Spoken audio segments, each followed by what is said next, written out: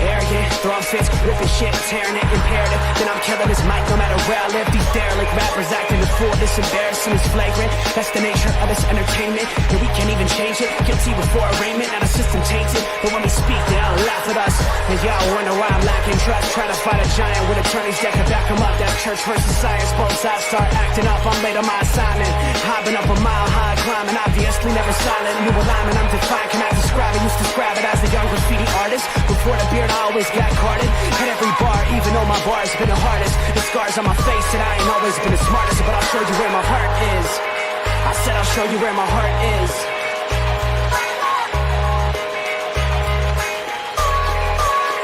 I can show you where my heart's at. See it on my sleeves, even if the beat stops, my soul will not leave. If I never stood tall, nobody will ever see. I can show you where my heart's at. See it on my sleeve, I can show you where my heart's at. See it on my sleeve, even if the beat stops, my soul will not leave. If I never stood tall, nobody will ever see. I can show you where my heart's at. See it on my sleeve, I can show you where my... The type of guy that would ride with the breeze. I'm higher than most people, I'm cold and icicle freeze. I'm liking to Mike Tyson, I'm a bison, a beast. I'm high like Jamaica, like right by the beach. My pops is from a spot where they're fighting for peace. 8 years old, out there watching people fight in the streets. All these sirens only make the violence increase. Yeah, we're still not loving police.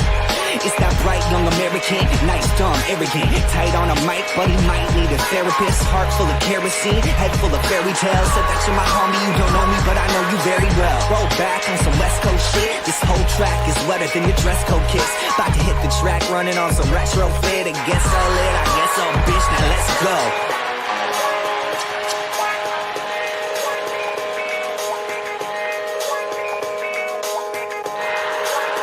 I can show you where my heart's at. See it on my sleeves, even if the beat stops, my soul will not leave. If I never stood tall, nobody...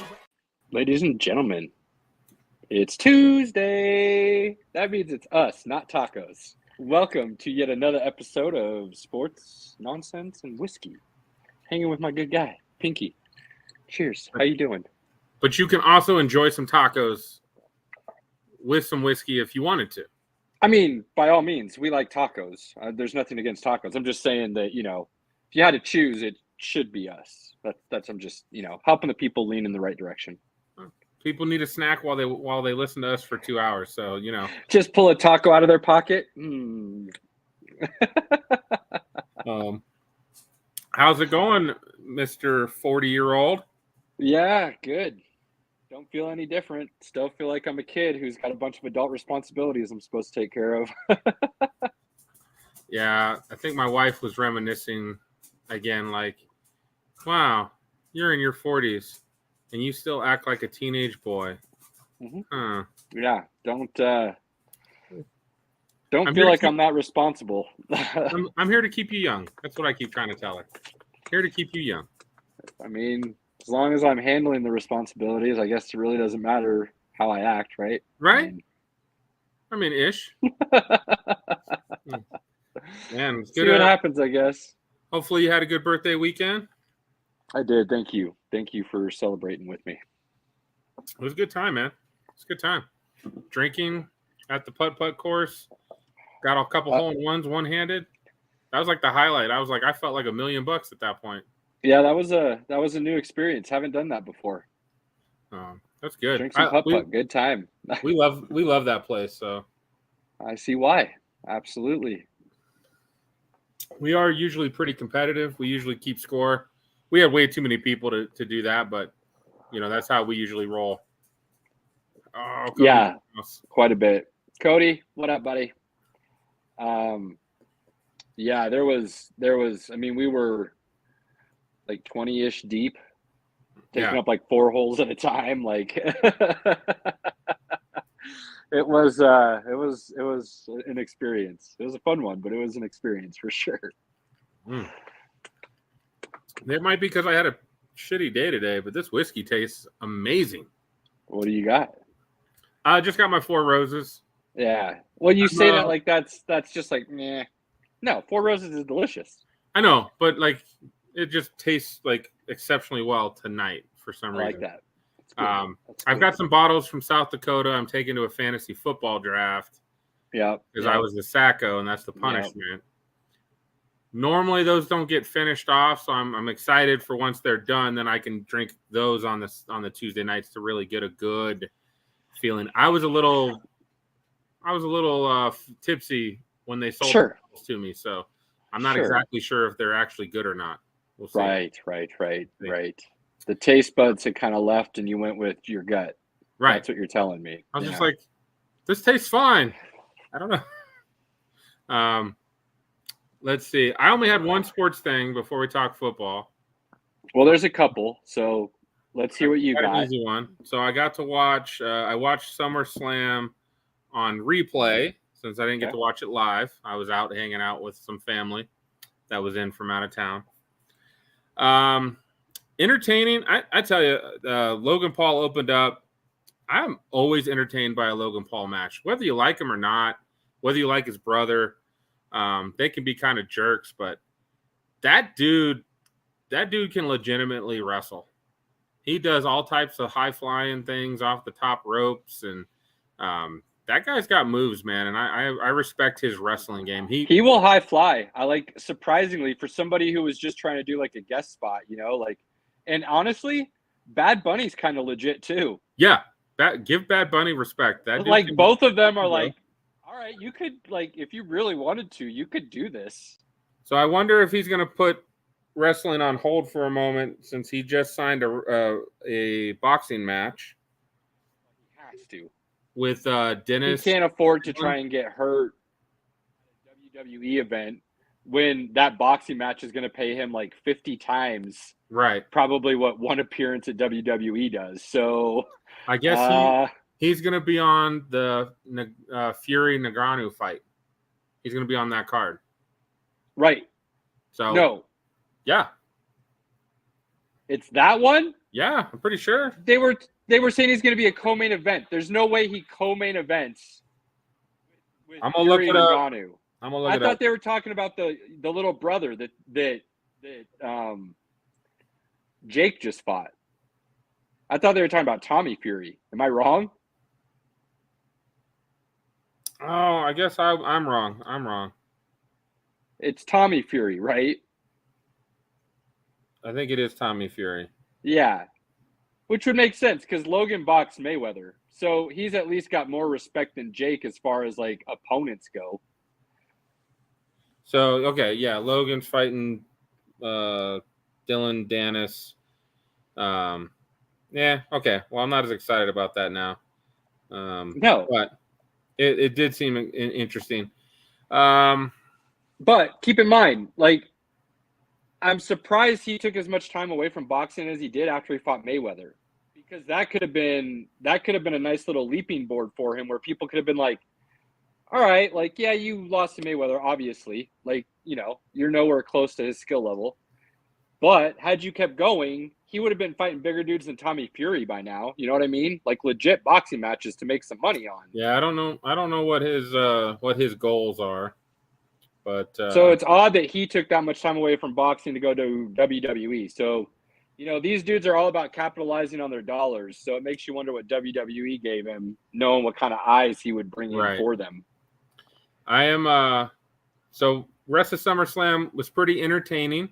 There's some good stuff in there. I actually think the women triple threat championship match was fun. There was some good stuff in there. Ronda Rousey just needs to leave. I think her time in the shine is done. I think she's still under contract, so they were trying to bring her back. But they decided to let what's-her-face beat her, which there's no way that would actually happen. Like, let's be honest. Right. Like, cool, you let this other girl act like she was a badder woman than Ronda Rousey. That's like them making The Undertaker take an L at SummerSlam. I was sitting there just watching it with the wife. WrestleMania. I was cooking breakfast, and I literally came in to finish cooking something real quick, and then the match was already over. Like, it was super quick, and I was just like, oh, well, that's pretty shitty. Like, what's the point of even having those matches, Like, right. I did enjoy. I don't enjoy a lot. Well, again, I will say some of the Roman Reigns matches I do enjoy, and then the ending just like ruins the match. Like, it's a fantastic match, and then the ending just is like, wait, we just waited 30 minutes for this? That's how I kind of felt on this one. I don't know if you saw it or what happened, but it's just another thing of just he never wins a match just on his own. Period. No, absolutely not. And to me, like I miss those matches where it's just two dudes going all at it. Again, it's great pageantry. Well, if you want to have like him win one like that, like maybe once, twice, like okay, cool. But every single match, right? So like I have more respect for Gunther right now than I do Roman Reigns, because Gunther's matches are fun, entertaining, and then he pulls out the win. But it's not with somebody helping him. It's always just him getting the win. So I'm pretty tired of the Bloodline storyline. Looks like they're going to continue it for a while longer. Yeah. Unfortunately, but it's time to go. It's time to go. That was all I had. I just disgusted at how they handle, like, whoever handles creative is like, we need some new blood here. Yeah, absolutely. Absolutely. There are some stale storylines, to say the least. Oh, one more thing. Okay. You know, I like to throw my recommendations, my pinky approved out. Absolutely. Hannah and I did binge watch Twisted Metal on Peacock. I was curious. Okay. Fucking awesome. Really? So awesome. I thought it would be terrible. It's actually good. I laughed so hard. So the character Sweet Tooth, gigantic guy wearing a clown mask, and he's crazy. And it's Will Arnett doing the voice. Oh, he is so good. He is so good. So all right. Cody, we could not stop watching it. I was eventually going to watch it because of the nostalgia factor, because that was literally the first game I ever played after my parents bought us a PS1 back in the day. They rented a couple games for us, not knowing what they thought it was, just like some car racing game. Right. Like, so when they came in and saw us doing like Demolition Derby and things were a little bit on the more adult end, it was funny. Anthony Mackie is good in that. Stephanie Beatrice is good in it. Facts, Cody. Me too. Yeah, I played it too. I wasn't good, but I played it. Yeah, I just couldn't see how they're going to turn it into a show. But if it's pinky approved, guys, it is worth checking out. Like, my wife does not like gore, but it was funny enough that she was interested, because it's pretty gory. They do a lot of violence. Is it on the same level as Peacemaker? Yeah. So is she willing to watch Peacemaker now? You know, I don't think she watched some of Peacemaker. She was in the room. It's funny. Like, but Peacemaker was funny. Absolutely. She really enjoyed this. And I don't know if that's because we watched Brooklyn Nine-Nine. It's one of our favorite shows. So Stephanie Beatrice plays in the show as Rosa Diaz. Okay. So I think that's what got her, like, at least piqued her interest. Put in the door, something she already enjoyed. She was like, oh, this is interesting. And I would say, like, in my opinion, I hope you guys watch it. I hope you guys like it. I just like the characters in the show make you, like, you're rooting for them and you're hoping things go well. And even Sweet Tooth, you're like, well, that dude's kind of crazy, but, you know, I hope he gets through. It was awesome. It was awesome. So that's hilarious. That is hilarious. Finished a day and a half. 10 episodes. Okay. I'll have to see what happens. All right, you good? Anything else you're thinking of? So I think we got to shout out the Women's World Cup team. We don't have to. Well, I'm going to shout them out for like an epic failure. I don't care what anybody says. Getting knocked out in the first round of the knockouts is far from expectation. The fact that you barely got through group stage was a scary thought. They played, and look, I'm not saying they didn't put their heart and soul into it. Sometimes you just don't, things don't work, right? Like, you can go out there and try your best, but you're off. Things don't feel right. Something else might be going on in the locker room and you actually aren't giving it your best because you got other worries to deal with. So regardless of what it was, the fact of the matter is they played what looked like uninspired, sloppy, no team aspect of true. Well, some of their previous team chemistry captains retired, right? Yeah, but still, like the amount of talent on that team, like the fact that they're so talented is why they still made it to the knockout stage. Like they shouldn't have made it out of group the way they were playing, to be perfectly honest. Those 2 ties they had could have very easily been 2 losses. And they were pretty much outplayed in both of those games. But because they have so much talent, they were able to, get what they needed to make sure that they went through. So it was ugly. It was ugly. Now, some people are blaming the coach and saying the tactics were never adjusted when they needed to be. Some people did not like his lineups. Whatever it was from the coach, because there's definitely some coaching issues. That's obvious. I don't see him being around for another what is the word I'm looking for? Session. It's not session though, but people in soccer know what they're screaming it at me right now and laughing. Don't worry, none of those dudes are watching. It's fine. Well, fair. So there's that, and then I think there's something going on in the locker room. To be honest with you, I think there was something going on where there was no team chemistry, because that's what showed on the field. And between the two, that combination is not usually going to have good results. So they're out. No three-peat. I had a good joke, but it's probably in poor taste, so I'll just move on. Yeah, let's not do that. Let's just leave it at that. It's funny though, because we're acting like they've been shit for like years, right? Like they didn't just win the last 2 World Cups. Right. We're talking about it like they're a terrible team that should have like finally broken over the hump, and blew their chance again. Like that's not the case. So it's like it's almost unfair criticism to an extent.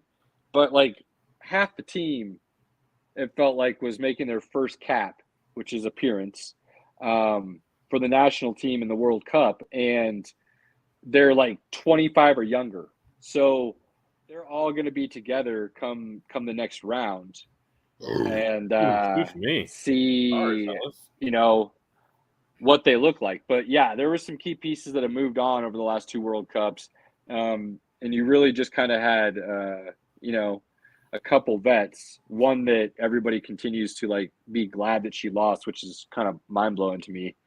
You might not agree with her politics, but that doesn't mean you should be like rooting openly against America. That seems counterproductive to the whole idea, but that's just me, I guess. So they lost, and it was really bad. It was a failure, no matter how you look at it. That's how I see it anyways. Yeah, I have no comment. They sucked. They lost me money, so fuck them. Yeah. All right. I'm a simple man, cool. Caleb. I'm a simple man. Yeah, absolutely. Do we let him go another segment, or since he apparently didn't ever give back his key, and he's just in at all points in time. He's just part of the show, bro. We like him. We love him. You can invite him in. It's cool. All right. He's not wearing red this time, so we're good. Just remember this man. Every time you say that, you end up getting burned. I just want to remind you, it's how I Cameron, live. How's it going, buddy? Hey, Caleb. How you doing? Oh, how you doing, Ugly? Man, right off the bat, coming in strong. Yeah, I mean, hey, there's nothing quite like Pinky hates America. So Pinky doesn't hate America. Pinky hates it when women decide to lose him money because they don't know how to play soccer. That's what I hate. He hates America. You heard it here, folks. Pinky hates America. Well, I did spend 7 years in Europe, so I guess that could play a part. But how you doing, Jens? Don't go down this road any further. We're changing subjects now. we're Just beep, beep, beep. We're not that kind of show, I swear. yeah. But you guys doing good? How you doing, buddy? I love you, Ray. Ray's got my back. I love You have any topics that have interested you over the last week or so that are not football related? Because we have plenty of that to discuss already. No, just just the usual. It was a little bit embarrassing, for sure. That everything that happened, with the soccer team and everything like that. It was just embarrassing. And yes, Ray, I will stop. For you, I will stop. Solid. Well, so I don't have anything else. That was pretty much it. I mean, Was it there's just soccer?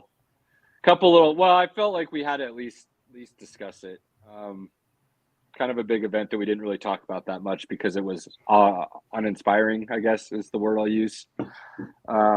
So it's over. There was one other thing. Did you see Bryson DeChambeau shot a 58? 50 freaking 8. Like, how? Is that That's good? absurd. Okay, That's more than so absurd. par is 72, Pinky. So if you hear a dude go, 10, 15 under par for an entire tournament, right? So a 14 under is a 58 if the par is 72, right? 14 under is an insanely good score for an entire tournament. 4 days of golf. This man did it in one round. Went 14 under.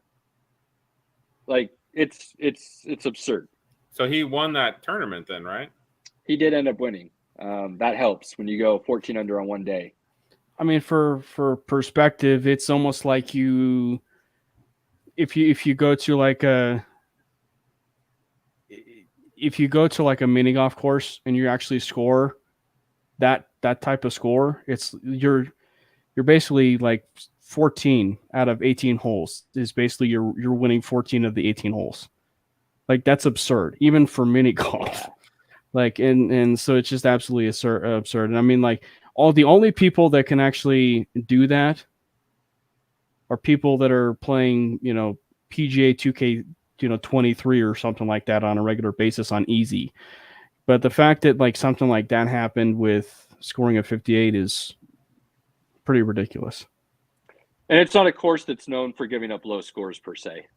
That's the crazy part. It's not there are certain tournaments where you expect to see guys go 20, 25 under for the entire tournament, so they're shooting, mid to low 60s, which is still insane. And 58's been done before. It's not like it's a record. 57 would be the record actually. But there's only a handful of dudes who have shot 58. It's not like it's some kind of crazy long list. There's more hole-in-ones than there are 58s.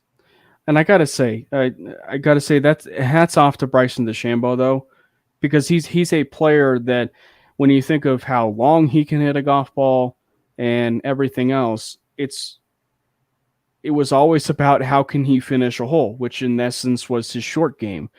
And I think that kudos to him, because when you think about everything that he was putting together for a round of golf, that's the epitome of everything that you want as far as for a Bryson DeChambeau round. And I think that in a nutshell, I think is what made DeChambeau such a polarizing golfer to a certain extent, because, you're seeing these guys, and granted you're seeing more and more in terms of some players, hitting the daylights out of the golf ball and more, being, on a much regular basis, consistent with it versus DeChambeau, who's all over the place. He's like me sometimes in my golf game, like, and especially with his driver, he's just all over the place, like inconsistent as all get out. But like, when you see him on his game, it's breathtaking. And I think that's what made it so appealing with the rivalry between he and Brooks Koepka, because Koepka was a guy that was like Mr. Consistent, and DeChambeau was a guy that, was almost not to quote the line from Miracle, but it's when Herb Brooks, said it to his assistant coach when he was asking about, adding in Jimmy Craig. Like, are you sure you want to add Jimmy Craig? And he basically said, well, have you seen him when his game's on? Like, that's the thing. It's like when DeChambeau's game is on, there are very few that can actually stop that, especially obviously when you shoot a 58. But like, Yeah, there are a few absolutely. Well, I don't know if you're aware of this, Cam, but Pinky, this guy, he came into golf doing the old Payne Stewart style, kind of like knickers and the bowler hat kind of thing, and so he already came in looking different, and then he came in thinking differently than pretty much anybody else on the tour. He found this book. It's called the Golf Hitting Machine. I just pulled it up. Yeah, the Golfing Machine, and it's geometric golf. And what it does is all his clubs are the same length. The only thing that changes is the degree in which the club face sits. And then there's a very specific swing that you're taking with every single club the exact same way. And you don't really alter that depending on your shot. You're just changing trajectory and other things with your stance. It gets very technical. It's really wild. But he used that for a very long time. And then to that, he went and put on, like, it was something like 60 pounds of pure muscle. This dude looked like he should have been tested every week. Like, that's how big he got. And he started hitting the ball like 375 yards along with this other stuff, and he finally broke through. Won a major, and then kind of went cold for about a year, and then live rumors started. And he got into a spat with Brooks Koepka, and he was already kind of rubbing people the wrong way with all his other stuff that he did on the course, that he kind of got blackballed to an extent, it felt like, the way he was talking. And then Liv came calling, he went and joined Liv. So where those relationships and stuff are at, how the PGA guys look at him outside of just Liv, I don't know. But I've always liked him because he took this completely different approach by this guy who wrote this crazy book that said you could golf this way and he'd be more consistent and things of that nature. And he ran with it, went rocket science on stuff. So kind of cool story. If you're not familiar with it, it is worth kind of reading up on. I wish ESPN still had a magazine because they used to do a lot of really cool stories like that I feel like Sports Illustrated doesn't do. Maybe that's just me, but I felt like there were more of that stuff from ESPN magazine than there was Sports Illustrated. Mm-hmm. So yeah, there's that. But other than that, I'm good. Ooh,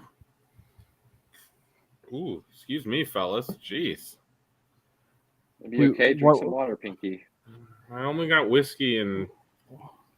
We're belching on the pod now? Not on purpose, Cam. Not on purpose. What's next? We're going to fart on the pod? Whoa, easy. Jeez, I'm just this guy. because I won't allow that. Thankfully, I won't That's be where able you to draw the smell it. line, huh? That's where you. Thankfully, I won't be able to smell it. Well, Pinky, you know what it takes to get him moving along. Now. I Just do. keep that in mind. So, Kim, I'm being on my best behavior since Ray told me to stop. So I'm being on my best behavior now. Oh, you're fine. Nice. All right. Well, Cam, I appreciate you jumping in. This is going to take I think you're a competent football fan, among other things. So I think you can Debatable. have a conversation. But Debatable. we're just kind of doing some discussions about all the teams, AFC, NFC. Going to start with the NFC. It's going to have some quick hitters and some things about each team and kind of see where that takes us. Yeah. Going to start with probably at least like nobody knows what's going to happen division in the NFC. Anybody got a guess on that? NFC South. NFC South. That's right. Bingo, baby. Who knows? Like, there's not a. I think I know. I think it's pretty clear cut, actually. I guess if you go with the team with the best quarterback, the Saints are going to win. The Saints are the best team. Like, they have the most talent overall still on that roster. I don't know their about defense consistently has been good for like the last solid decade. Maybe not always great, but good, especially considering some of the offenses that they put out. That coach is worrisome. Dennis Allen. I don't know if he's the coaches. I'm not saying they're going to be like a threat for the championship, but they should easily win that division. I don't want.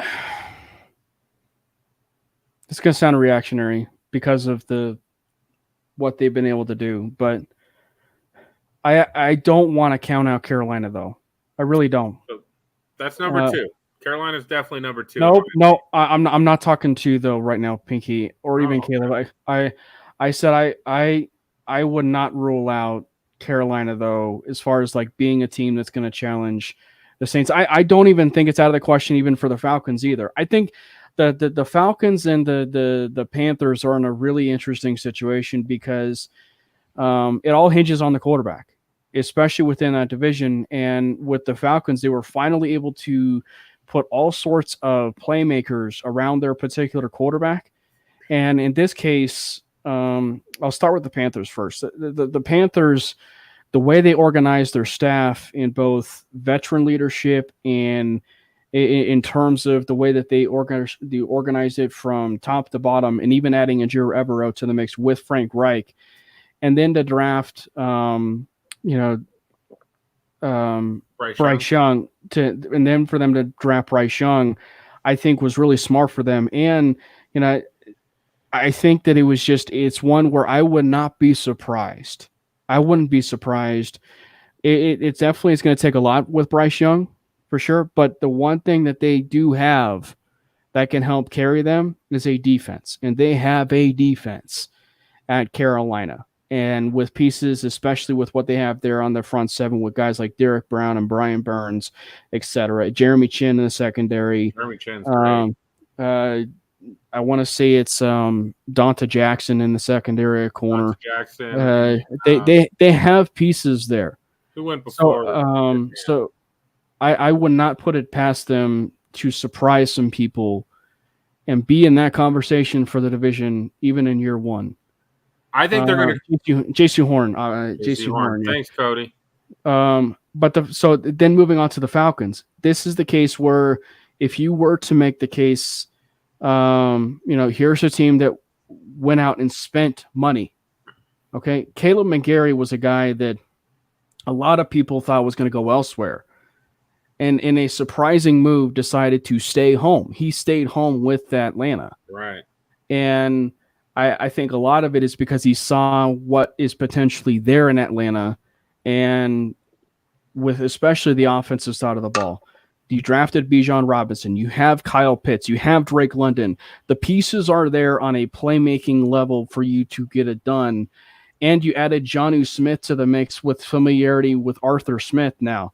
So, I mean, like there's some chemistry possibility with Jonnu and Arthur again. Now, granted, we all know, I think that Jonnu's not necessarily the player that he thought or that we think he is at this point in his career.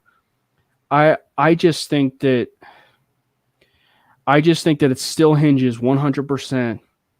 I think it still hinges on Desmond Ridder. Can he take that team over the top? That's the question. And if he can be the guy that was, in terms of what we had seen, with Cincinnati under Luke Fickell, and be that true distributor of the football, which is exactly what Atlanta needs.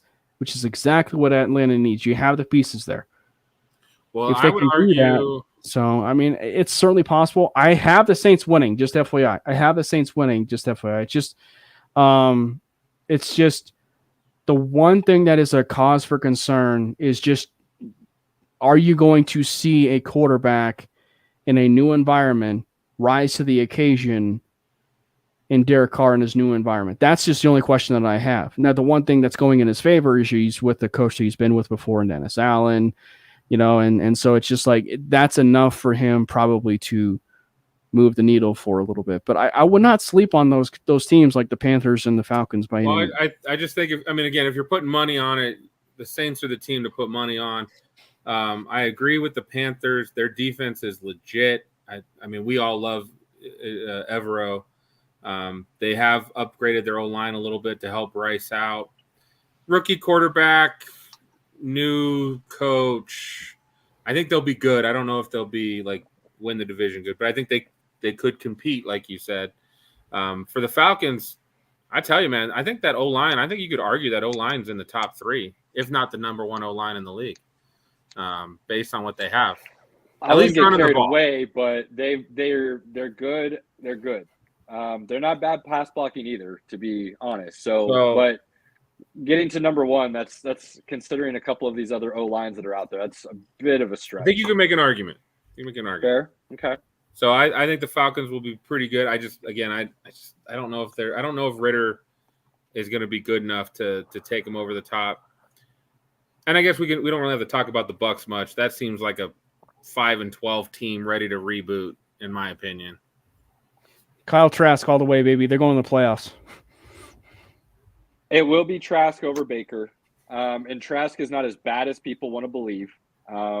He's not too shabby, and he did get a couple years under Brady, which can't hurt.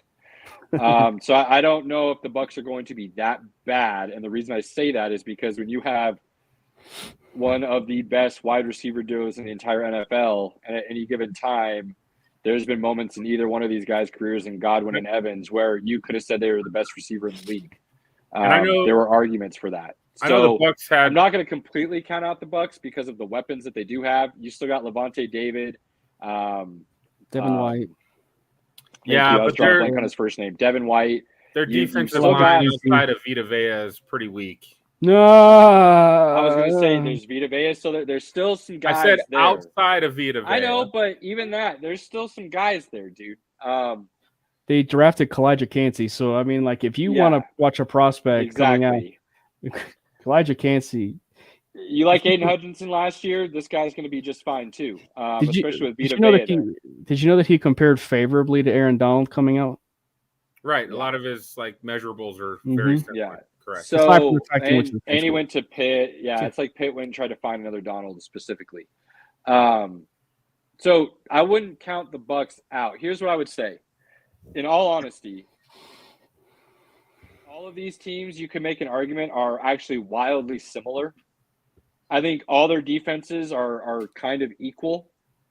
You can put one over the other if you want to, but I think there's an argument that either one of these 4 defenses could easily be the best defense in the division by the end of the year. Mm-hmm. I think offenses all have similar weapons. Again, the Bucs do have the best 2 receivers, but their quarterback is not as good as Derek Carr. Right.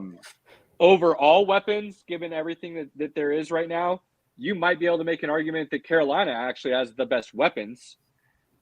Or even Atlanta. I was going to say or Atlanta. But I would take Atlanta over Carolina. Okay, and that's fine. But, Mingo could be really good. Thielen's there. They brought in DJ Shark. Yeah. They've got Miles Sanders, who went healthy. DJ Moore. I'm just saying. They have – well, then you wouldn't have Bryce Young. They could have got that trade done without trading DJ Moore. I don't think the Bears would have had anything to do with that, dude.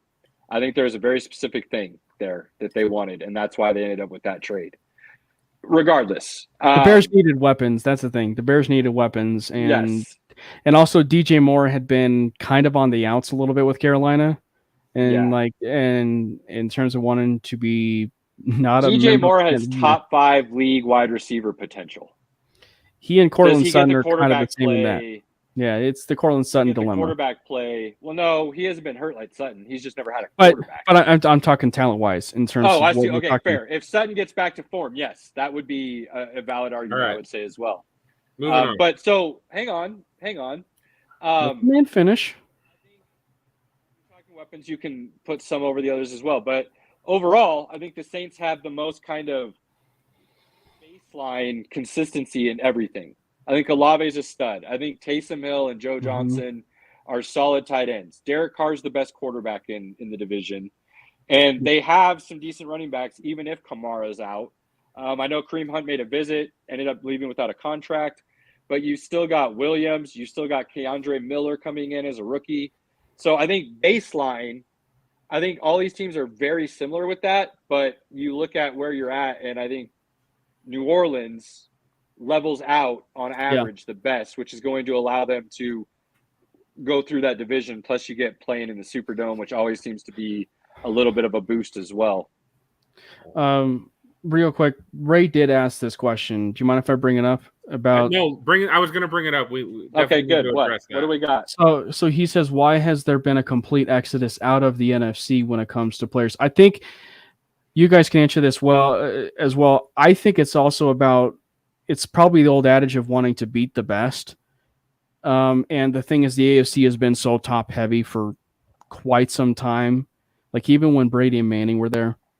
And I just think that they see that as an opportunity where, they want to beat the best. It is interesting though. And I think it is a very fair question to ask because with everything that it is right now, I mean, there's a fair argument. We'll talk about that division later, but I mean, like, there's a fair argument that the who's the best quarterback is actually a little bit more wide open, obviously, on the NFC than it is in the well, I mean, I shouldn't say that. Like in terms of the AFC, it's sort of like a pick your flavor. But I think in the NFC, it's like it's definitely more open as far as like who the top quarterback is. I think if you were to ask me though, I would probably say Jalen Hurts, which is crazy that I would actually have a conversation saying that it's Jalen Hurts right now.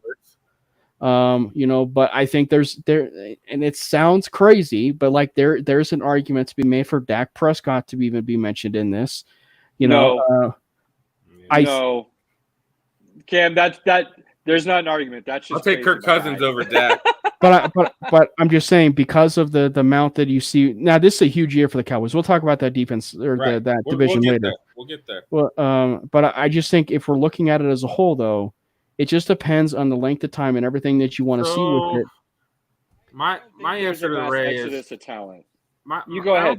I don't think it's an exodus. I just think it's like somehow, some way, the AFC teams drafted quarterbacks, and then recently, Rodgers came over to the AFC, Russ came over to the AFC. We'll see how Russ pans out at all. You had Deshaun Watson, who did move from Houston to the Browns, so he's still in the AFC. Yeah. So, like, it's just like a transition, which is, like, really strange if you really think about it. Like, Lamar, Trevor Lawrence, Mahomes, Joe Burrow, Josh Allen. Like, you just start going down the list, and it's like, holy crap, they are all on AFC teams. Most of them drafted by AFC teams. And then you look at the NFC list of quarterbacks, and you're like, ooh, that's very underwhelming.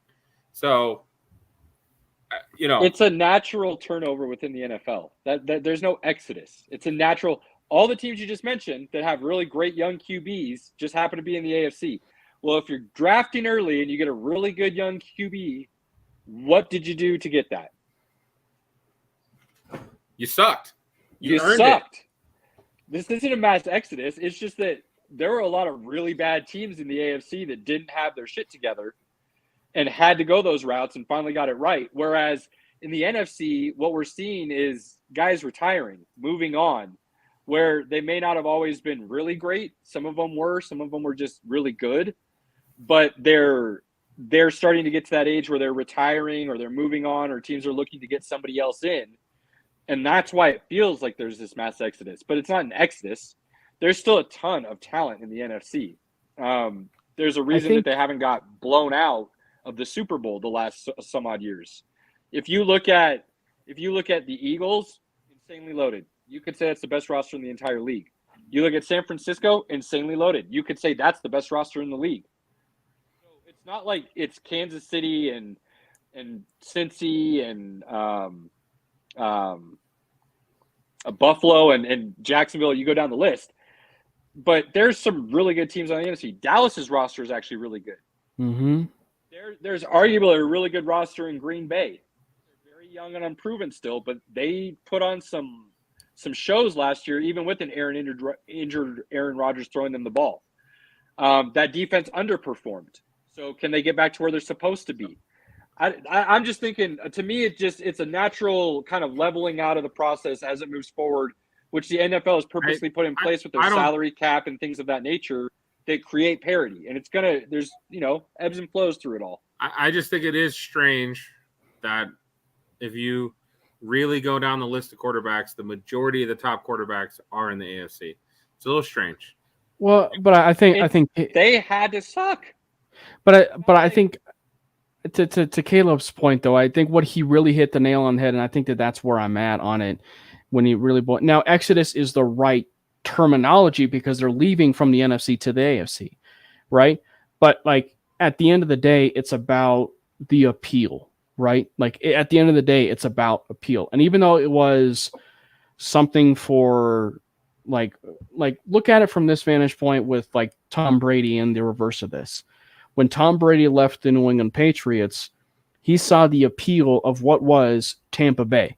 Because like at that point in time, they had wide receivers, good young wide receivers, and where really they really didn't have many weaknesses except for running back, probably. And then they went out, and because Tom Brady went there, they went out and spent some of that money to bring some of that attraction. And because of the fact that Leonard Fournette was a part of the Jacksonville Jaguars, they were able to have that attraction and bring him back to Florida, have him be a part of the Tampa Bay Buccaneers. But it's that word again. It's the word attraction. When you have that ability to bring players in and it does start and end with the quarterback position. When it starts and ends with that, you do have the lure of players, in free agency that want to come play for you, which thus will result in an exodus of sorts from the NFC to the AFC. Case in point, the 2014 Denver Broncos free agency that happened, right? With potentially the conversation of Jared Allen versus DeMarcus Ware, both of them coming from the NFC. Jared Allen probably would have been a Denver Bronco, but instead, DeMarcus Ware is the guy that ends up coming back here. But the reason why he came here was because of course, a phone call from Pat Bowlen and Peyton Manning, and others that he talked about in his Hall of Fame speech. So I just think that, like, at the end of the day, it's about what it is that's been attracting these players to those teams, and it starts and ends with the quarterback. Absolutely. So I got to ask you guys, because maybe I'm just lost and I am just completely drawing blanks on stuff, but I'm having a hard time thinking about this exodus of players that went from the NFC to the AFC recently. Because every team I'm thinking about was basically drafted with just loads of talent. There wasn't some kind of exodus where they left. Who am I forgetting? What am I not thinking of? Because the only one I can think of is Devontae Adams, and that was a trade. Because he didn't think Aaron Rodgers was going to be there anymore, and he didn't want to go through a rebuild and all the other reasons he listed. But that's the only guy I can think of that left, and it was trade. It wasn't like he signed somewhere. But I mean, like, you saw guys like Calvin Ridley. Now, granted, that was some other stuff. Trade. But that still, was a trade. But still, in order for that to happen, in order for something like that to happen, you have to have the conversation of with anything. Russell Wilson, like when you see the appeal, like Russell Wilson is a prime example. Aaron Rodgers obviously is a current example, but even though that they're trades, they are still being sent over. They're still being sent over to the AFC, even if it's trade or not. They're being sent over to the AFC. Devontae Adams, even though it's a trade, wanted to be with something to go to the Raiders, to be with the quarterback that he was accustomed to. Sure, but like AJ Brown went from the Titans to the Eagles.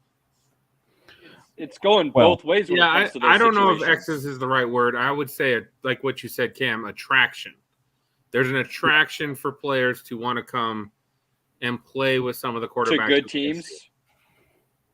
Just good teams? Is that what we're... Good teams slash quarterbacks. Yeah. I guess I'm just not seeing I mean, Kansas City is all drafted or they traded for Tony, right? Look at Buffalo. Traded for Diggs. Josh Allen. But then both of those situations turned out just fine for the other team because the Giants had to move on. It allowed them to bring in other guys like Waller, hopefully keep Barkley. They've spent the money on Jones, which is still confusing, but they've got a better O-line. They've got some solid defensive guys. So the Giants needed to spend the money on a guy that was injured, so be it. You look at Minnesota, well, they got rid of Diggs. They still had Thielen, and then they go ahead and draft J.J. Jefferson, the Jetta, and they bring in Addison this year. So it's not like just because they sent a guy, like there was an exodus of lack of talent, I guess, is where I'm really getting at in the end. Like the teams that traded those guys away, there was reasons that they did it for, and they replaced it with what appears to be talent. So that's why I'm saying I just think it's like a changing of the guard that happens every so often. Well, but that's why I say that excess may be the wrong word, but that's why I say that at the end of the day, it's about attraction. And it just so happens that like the attraction just is the massive appeal that is in the AFC because it's so quarterback heavy in the AFC. I'll give you that. I still think you can make a very fair and easy argument that the two best rosters in the league are San Francisco and Philadelphia. Yeah. Thanks a lot, Ray. Thanks a lot, buddy. No, I got it. That was a great question, Ray, because I think it's a fair question to ask, 100%. It is. No, it's a great question. And it obviously those are the kind of things we love because it makes us start spinning our wheels and going through the entire league. Which Pinky, I think, leads in good to the next division. Where do you want to go next, sir? I mean, keep the questions coming, by the way. We don't mind jumping in there. So the next division, I think all these teams are super excited that Aaron Rodgers is gone because he ruled the North for a very. Wait, we're going from AFC South to NFC North. We went NFC South to NFC North. NFC North. Okay, yeah. I said we're talking NFC first. You're right. That was foolish of me. I had AFC in my head out of nowhere. I apologize. That was dumb. Caleb is directionally challenged. Don't mind him. I agree with Caleb. The Packers have a good roster. I think Jordan Love's going to stink, in my opinion. I just don't think he's going to be very good. I mean, we're on this thing again where I hate it because you guys love to just burn me until I just end up proving you wrong, but I have to take burns for a solid couple years. I saw some legit flashes in Jordan Love when he got on the field that I do believe, given a full season, while there might be some rough patches, overall, it's going to be a solid season. I mean, he played against a shitty KC defense that didn't care enough to really do anything. Don't care, man. That's not getting reps during the week. It's not getting reps during the week. They didn't pull anything out of the bag in that game. I saw some flashes where I think with the weapons that he has there, you could see a solid team this year. I like the run game. The offensive line is solid. They've got receiving weapons. Underrated that defense, receiving. Like I said, yeah. We'll see if they're underrated. I think they're weapons right now, but they could easily all flop this year, or they could all take another step forward. Yeah. And that includes the new tight end Musgrave. So there's question marks for sure, but I do believe it's talent. It's just all young and raw. But that's why I was agreeing. Fair. And that I was going to say that defense massively underperformed. Pinky, before last year started, we were pretty much in agreement that it was going to be a top 10 easy. And they were bottom third for sure. And I just don't know if they're going to get any better, man. They've got the talent. It's a fluke. They've got the talent, but they've underperformed. I think for me, I really think, because I'm not picking the Packers to win this division. I'm not. But I'm actually on the wait and see mode with the whole Packers thing. Because, like, that's the thing is, like, when you have an unknown like this, and it's the Bryce Young dilemma with Carolina, or even the Desmond Ridder stuff with Atlanta. It's the wait and see as far as, like, what they're going to do this year. So, sadly, it's a cop-out answer. I hate to use that. It's a cop-out answer to a certain extent. But, like, I hate to use that as an analogy, but, like, it's true. Like, I want to see what we have in Jordan Love this year, and obviously we're not even in preseason yet. So can you really base something off of this regular season, off of what you see in the preseason? I don't think you can. So you have to see what, you have in the regular season, the first few games before that prediction is going to be raining home. Because I do feel a lot more comfortable with these other teams right now than I do the Packers. That's not to say about, some of these other, weapons that are on this team, guys like Romeo Doubs and Christian Watson, and, who knows what will happen with Musgrave, but I mean, the offensive line, it's a good offensive line, but it also can be a little bit of a turnstile offensive line as well. because of the injuries and everything that they've sustained as well. So that's going to be a huge deal. But so I think if you're looking at this and, Cody mentioned it and I'm all in agreement, if there's a window for not just this team to win the division, but the other team as well, it's the Detroit Lions and the Chicago Bears. If there is a window right now with Aaron Rodgers leaving, it is the Chicago Bears and the Detroit Lions. I think the Minnesota Vikings are the appeal for a lot of people, and rightfully so. But I think that because, again, it goes back to the argument. I mean, Kirk Cousins is the best quarterback in that division right now. Not to say that that's going to be the end of the discussion, because you have guys like Justin Fields that emerged late in the season last year, right? But it's just like, so I think that if you look at it, I don't think it's out of the realm of possibility that guys like no, Jack, it's not. Sorry, bud. It's not an AFC West channel. You already have that show. I don't think it's out of the realm of possibility, though, that the Detroit Lions win this division, and it's because of everything that they built. I think that's the sexy pick for everybody, and I wouldn't be mad if it happened. That Lions bandwagon is full. It is. They're a good team, and they did improve in the areas they needed to. But to kind of, yeah, that's hilarious. Sweet dreams, Shaq. Sweet dreams, buddy. I feel like, to quote Pinky to an extent, the Lions are going to lion. And that's just kind of the general feel I get right now. Now, that doesn't mean they'll miss the playoffs, but for some reason, I have this weird feeling that Minnesota will repeat. And then the dark horse would be Green Bay, who I think could make a dark horse playoff run as well. I don't trust Chicago's coaching staff. Based on what I saw last year, I feel like there were a lot of things they could have done that would have been a lot more productive. And they chose against doing those things for some reason. They got a defensive head coach, and I don't feel like that defense plays up to its full capabilities, and they just keep adding to it.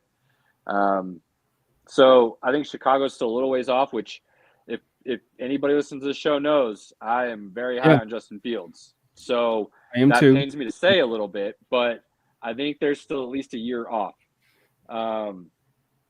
So, Pinky and I always do our schedules. We'll do that here in the next couple of weeks, and we'll give you our true rundown of where we believe they're going to fall. But I just don't know if the Lions have just enough yet to win the division. Here's my take on the Lions, and this is what gives me hope, or at least why I'm on the bandwagon, I should say.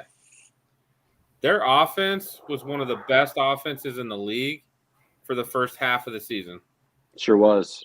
Their defense was one of the worst in that first half of the season. That second half of the season, that defense started to play up with the offense. Mm-hmm. They started putting up some gains. Mm-hmm. That's what I'm banking on, is that defense will continue to play better to help out with an offense that's already really good. They should. They added talent to it. So there's no reason why they shouldn't continue to improve in that regard. However, I think the thing that I still kind of come back to with Detroit is when their offense started kind of sputtering to an extent that second half of the season, one of the guys that helped kind of move them forward was Jamal Williams. And little things like losing him, and he's not only was he huge on the field last year, but he was the locker room. Right. By all accounts, from Hard Knocks and everybody else that talked about it the whole season, that dude was the locker room. So, and I think Jared Goff is a good leader. Maybe not the most talented guy in the world, but he played lights out last year. And I do believe he's a good leader. I think they've got other guys with really the right mindset and attitude to go with Coach Campbell, who is my favorite coach in the league, to where there's no reason they shouldn't win the division. But I think the little things like losing to Jamal Williams and stuff, to me, almost feels like they're a year away from really taking over. I know you got the Vikings winning. My take on the Vikings, they won like 11. I'm just saying, to me, it's like it's Dang it! What's the phrase I'm looking for? It's like a horse race where you kind of it's anybody's pick. Some people are going out saying Lions are kind of the clear favorite this year. That's kind of the sexy pick right now. Is they're going to kind of run away with the division, and I think them and Minnesota are kind of neck and neck. Is what I'm saying. I mean, yeah. I can see the Vikings winning it. They won so many games close last season. Their defense didn't get much better, and they let Dalvin Cook go, which makes no sense at all. I think it does. I think that's how much faith they have in Madison. But there's also, I think, Cody, you're right. By the way, you're right. Yeah, the David Montgomery signing, I think, is going to fly under the radar. It'll be fine. They won't lose a beat with that.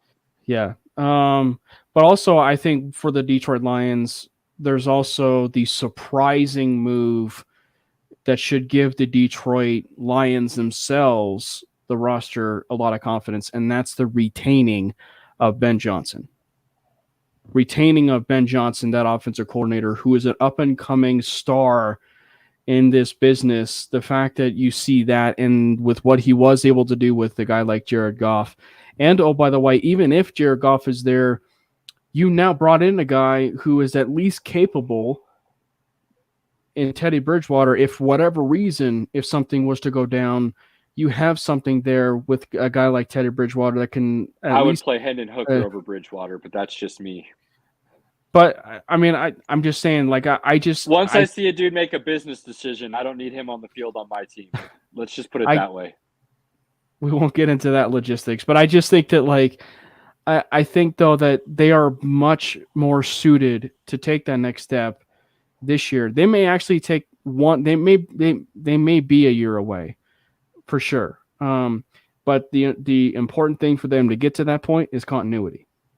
And there had to have been a reason why Ben Johnson stayed there. Now, the Vikings are definitely interesting because the Vikings are one. Their defense is terrible. Like I'm not really a huge fan of their defense. Didn't they get a new defensive coordinator this year though? Maybe. I thought the Minnesota got a new D coordinator, which sometimes that can be all it takes. Just a guy who's smart enough to call the right plays at the right time. Yeah, maybe. I know they had Ed Donatel last year. Are you looking it up, Pinky? Are you checking me? I feel like that happened. I can't remember the name. I like Kevin O'Connell. For sure. Absolutely. Flores. Flores. Okay, so I thought. So I mean, but that's an upgrade. There's no denying that. That's an upgrade. The question is just what is he going to be doing with that players that he has there in Minnesota. That there's the most talent, but again, the best coaches just know how to put guys in the right position to make plays. Yeah. But that makes guys, all pros all of a sudden. So right. But the one thing that's going to get them over the hump is, I guess, how quickly Jordan Addison can be able to pick it up, and two, can Addison and Madison, I guess it somewhat rhymes, but but can Madison? I'll accept it. Yeah, can Madison take that leap? Because we have been.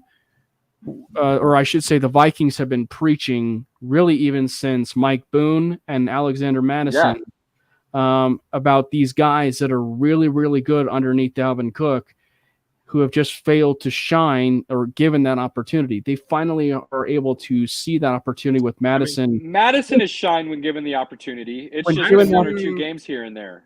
Madison's put up 100 yards when you give him 25 carries, but he doesn't do anything special like Cook does.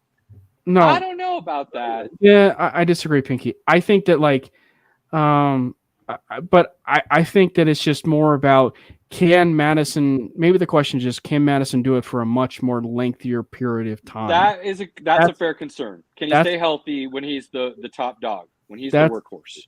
So that's the question. Obviously, can Kirk Cousins get that monkey off of his back and win the big one and continue and further on into the playoffs? That's going to be the continuing theme. So I think that's kind of a misnomer. I've always been kind of a Kirk guy. He's ever played terrible in those bright light moments. He just sometimes hasn't played great, but it hasn't been necessarily his fault that they've lost. Again, you talked about how bad that defense was last year. If that defense gives them another possession or two, things could have been very different. So I'm not as worried about Cousins as I am the defense. You have to remember, though, they also have Hawkinson, who they brought in last year. So that offense is loaded with weapons. Agree. Flores as the new defensive coordinator, that defense is gonna look better. Like it's inevitable. So it's gonna be a battle of the Titans, I feel like. And then I feel like, Chicago's still kind of down here, which breaks my heart with Fields. And then Green Bay could be right here, or they could be way down here. So I think Green Bay has the biggest margin for error based on what happened last year. But we'll see. Yeah. Where are we headed next, Pinky? Fly us. All right. We're going a little bit closer to home here. Let's talk about the NFC West. We can make this quick on the Cardinals. They're tanking, not tanking. They suck. Right. First pick next year, Caleb Williams. But the only thing I wonder about that is you can't keep Kyler Murray. You can't draft Caleb Williams and keep Kyler Murray. But will there actually be any trade value for Kyler? Because you definitely aren't cutting his ass. There's no way in hell you're cutting that contract. But that would ruin your team for years. I don't know anybody who would want Kyler, in my opinion. I don't know. I don't know. I think there are some teams, I don't know which ones, but quarterback desperate teams are always searching, Pinky. And honestly, the only team I could think of that would want him right now, and it's still an if, is Tampa Bay. Yeah. So I mean, and that's the thing is there will be quarterback desperate teams that will inquire. That's just the name of the game. You keep swinging and swinging and swinging. I feel like it would need. Does he go to McVay? That's a wild thought. Does he go to McVay and the Rams? I could see that. I could see McVay thinking, I can do something with that guy. I also could see he would. This is a complete wild card if we're going to keep it even more in division. But San Francisco, I said a wild card. I know, but I only I'm thinking that's more crazy than wild. I think Sam Darnold's the dude there personally. Right. And if Sam Darnold's the dude, what is he, like 25? But I'm just saying, San Francisco is younger than that.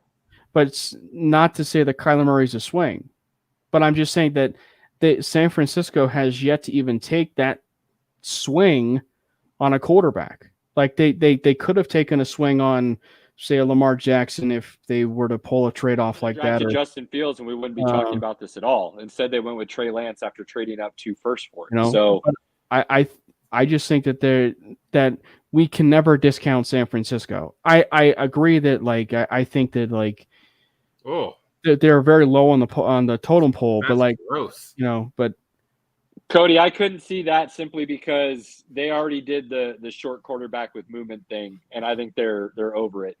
And Kyler hasn't shown him anything that's like light years above Russ that would make it worthwhile. So I don't see Pete Carroll traveling down that road, especially considering the type of quarterback he liked to have at USC. So yeah, Pinky, they're going to be bad. But I don't think, and it's wild to say, but I can see a very, very clear path where the Rams are neck and neck with them this season. Yeah, I can too. You're saying division-wise, right? Yeah, absolutely. Yeah. Oh, absolutely. I mean, Cooper Kupp, I don't know how long he'll be out, but I mean, but the thing is, the most important thing, and it's the most important thing for anything for a team, is you have to have a healthy quarterback. And Matt Stafford is healthy. And we saw what he can be able to do, health-wise. Now, granted, it was Cooper Kupp. Cooper Kupp. Well, they're saying he's healthy, but I think he should have had Tommy John surgery. And I am seriously scared that he's going to re-injure that this year. Well, UCL tendon is nothing to mess with. And usually rest does not work once you've had the injury. Yeah, and so I'm saying healthy. That's the thing. It's I'm saying he's healthy. He is now, and I'll agree with you on that. So they can start really hot. The reason I said they could be with the Cardinals is because of Cooper Cup's getting a little nicked up here and there, it seems like. Does Stafford play the whole season? Does Donald all of a sudden go, why did I come back? And kind of say, I need some days off. Like, there's a lot of question marks with this team. But see, that's the thing that also puts me at the ease to say that the Rams will be possibly second or first in that division is because this is it. It just feels like this is it for.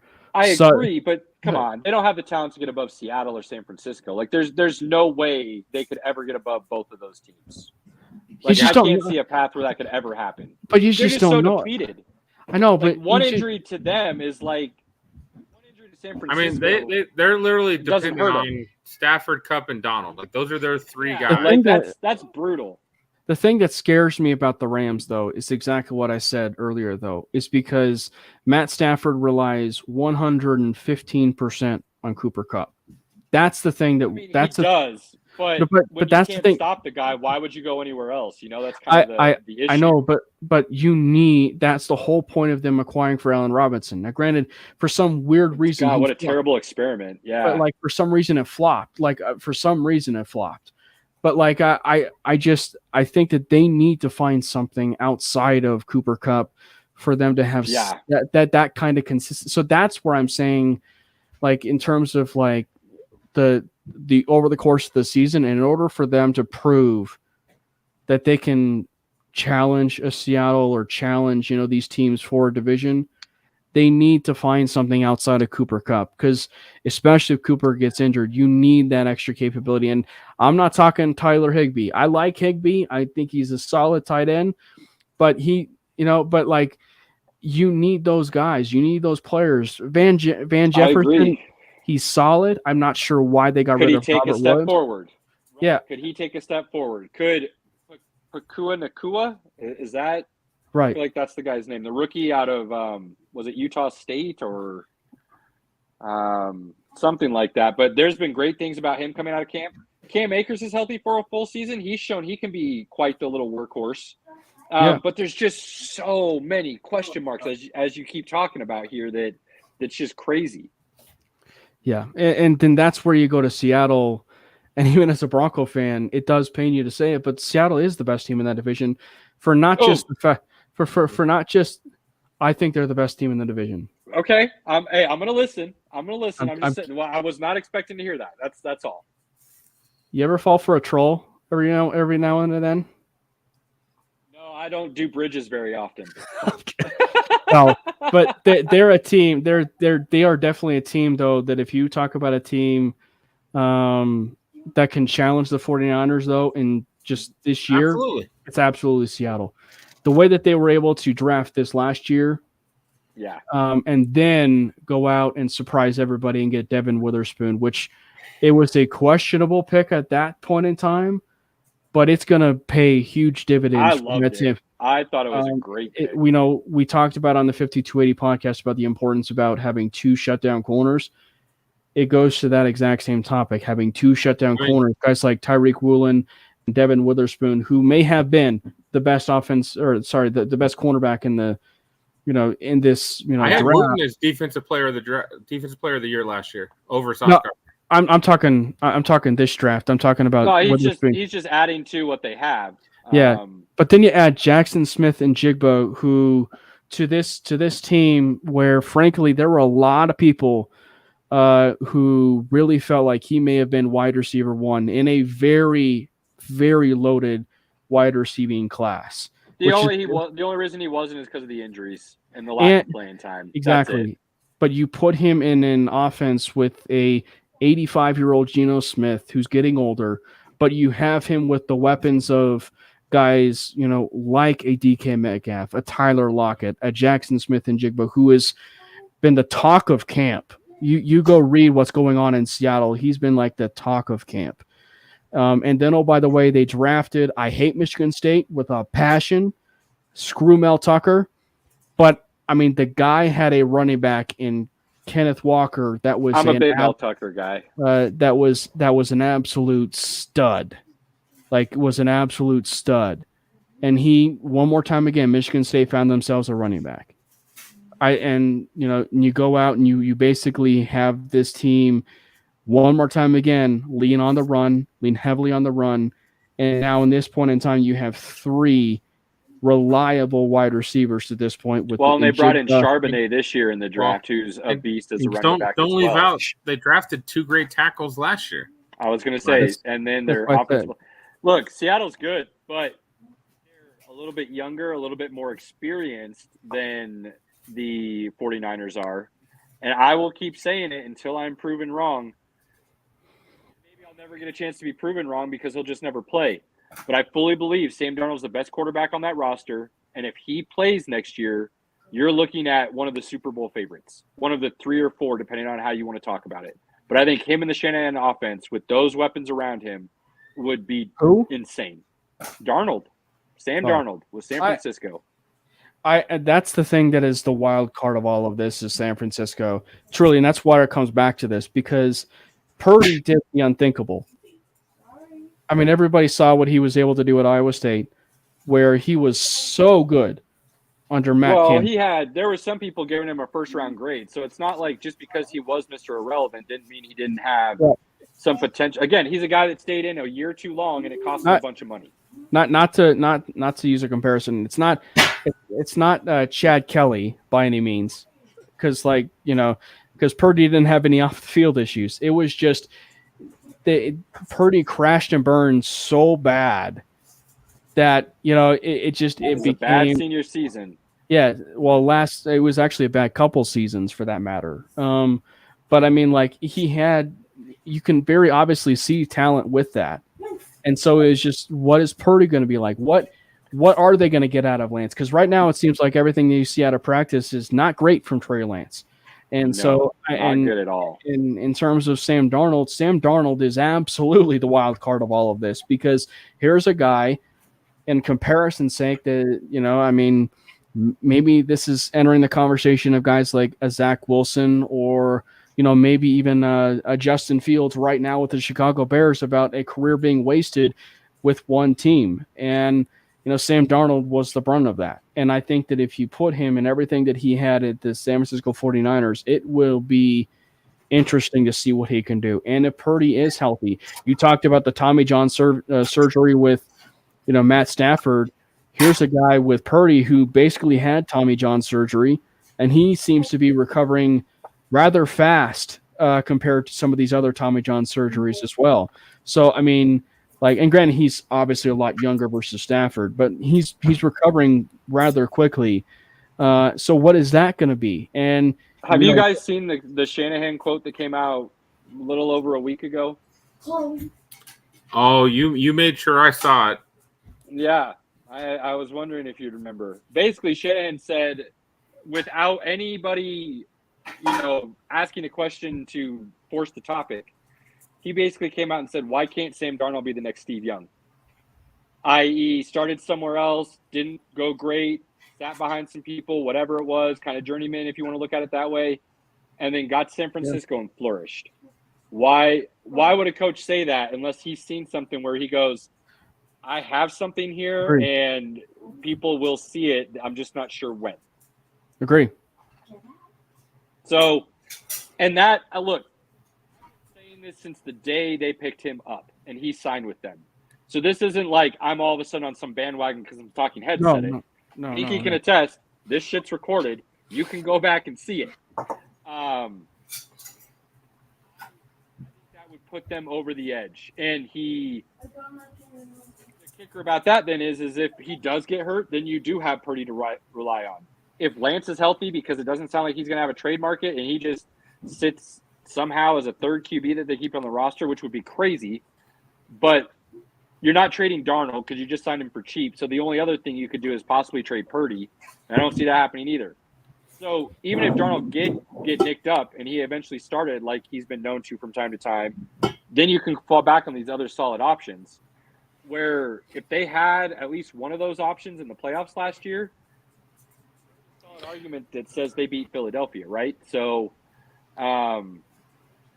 it's hard for me to put Seattle over the hump yet. Do they get the playoffs? Hell yeah. They're gonna They're going to make the playoffs. That's a talented team. Seahawks are a playoff team for sure. Yeah, But- for sure. But I just don't see them quite competing with San Francisco for the division yet. But I'm with you. I had the same reservations as far as Darnold because I was a big believer in Darnold, and I love Darnold's talent. It was so that's why it was just like. So the question that always ran in my brain was, why Darnold? Why Darnold? You know, especially everything that Purdy gave you at the halfway mark, and he looked amazing at that halfway mark, especially even the addition of Christian McCaffrey. Yep. And they're going to get McCaffrey for a full season finally. Elijah Mitchell, who showed out as a rookie until he had some injury issues. Yeah. And that receiving Ayuk could turn into a top 5 receiver this year.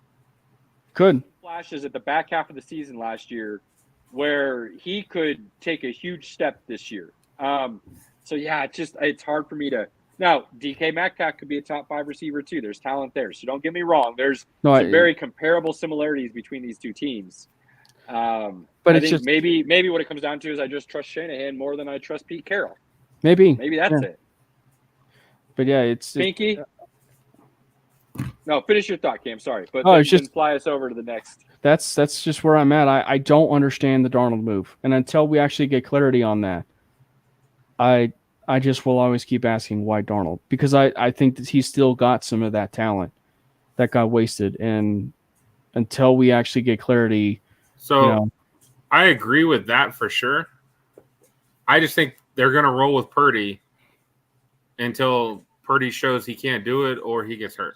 But that's the question is like, I agree with that to a certain extent, but like, how long is that leash? That's the thing. And until we get the clarity of how long that leash is. I mean, he operated the Shanahan offense pretty close to perfection. Sure, but he doesn't have the arm talent of Sam Darnold, without a doubt, or the running ability. He doesn't. He doesn't for sure. But what he did do, he handed the ball off. He hit the open guy. He ran it as efficient as you could run it for those 8 weeks that he won games before they ran into Philadelphia and he got hurt. Yeah, absolutely. I'm not going to take anything away from Purdy. I just think. Yeah. And to me, this is how I would always play it. And Pinky, I've been very consistent about this. You play the best talent until proven otherwise. And if they're truly having an open competition, that's always the kicker. If you're really having a fairly open competition, but which they're not. I do believe they're doing. I do. Shanahan literally came out and said Purdy is the guy as long as he's healthy. Like he said that. Because Shanahan, Lynch, that whole organization is known for being PC when it comes to the media. So the thing that creates the least amount of storylines is very simply saying Purdy's our guy. He's healthy and we're rolling with him. But that doesn't mean in camp you're not doing something completely different.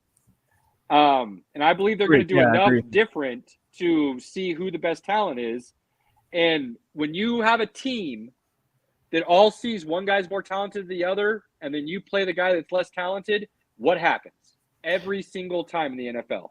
And oh, by the way, since we're not a preseason yet, the preseason could be the determining factor of who is the starter. Sure, absolutely, it could. So, take us out. We'll see. All right. Well, there's only one division left in the NFC, guys. Which one? I mean, it's the NFC East, fellas. Which the one Washington's winning. Probably the most interesting overall. Like, we'll look at it. Cody, wait, before we get going, Cody at one point said he had a question about the NFC East. So let's start with that. There was 3 playoff teams last season. That's why I find this to be the most interesting division in the NFC. Yes, he still classifies him as such.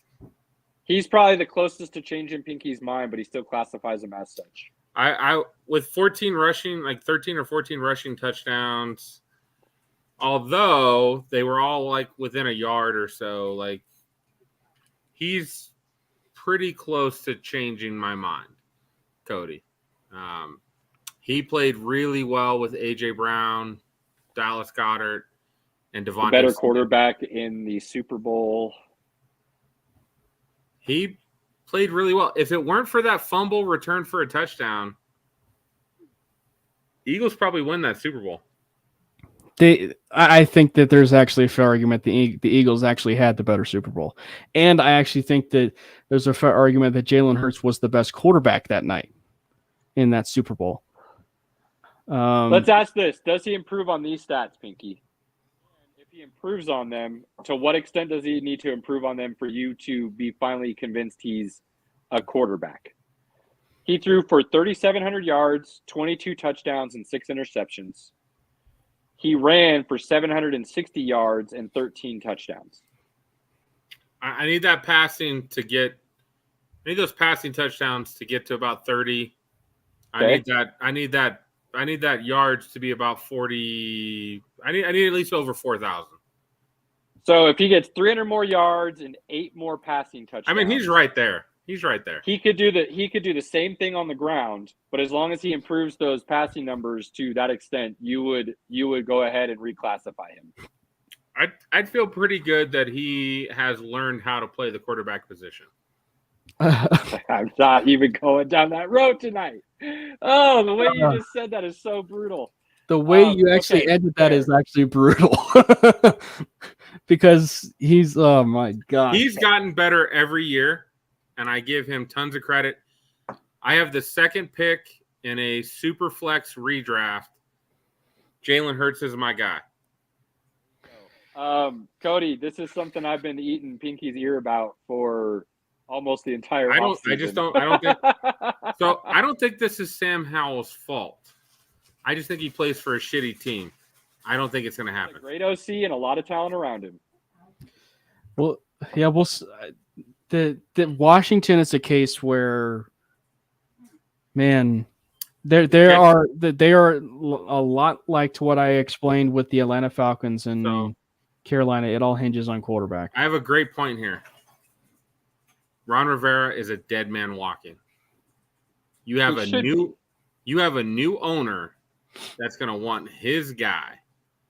And his contract's up at the end of the year, isn't he? It's not like he's going to get fired. Like his contract's up at the end of the year. I don't know. So most of the time, you have a new owner that's going to come in and wants his own guy. He's going to want his own quarterback. I just don't see things going well. I just don't. He's heard all this, Cody, a lot. A lot. He's heard all this a lot. You know, I liked Sam Howell coming out. I did.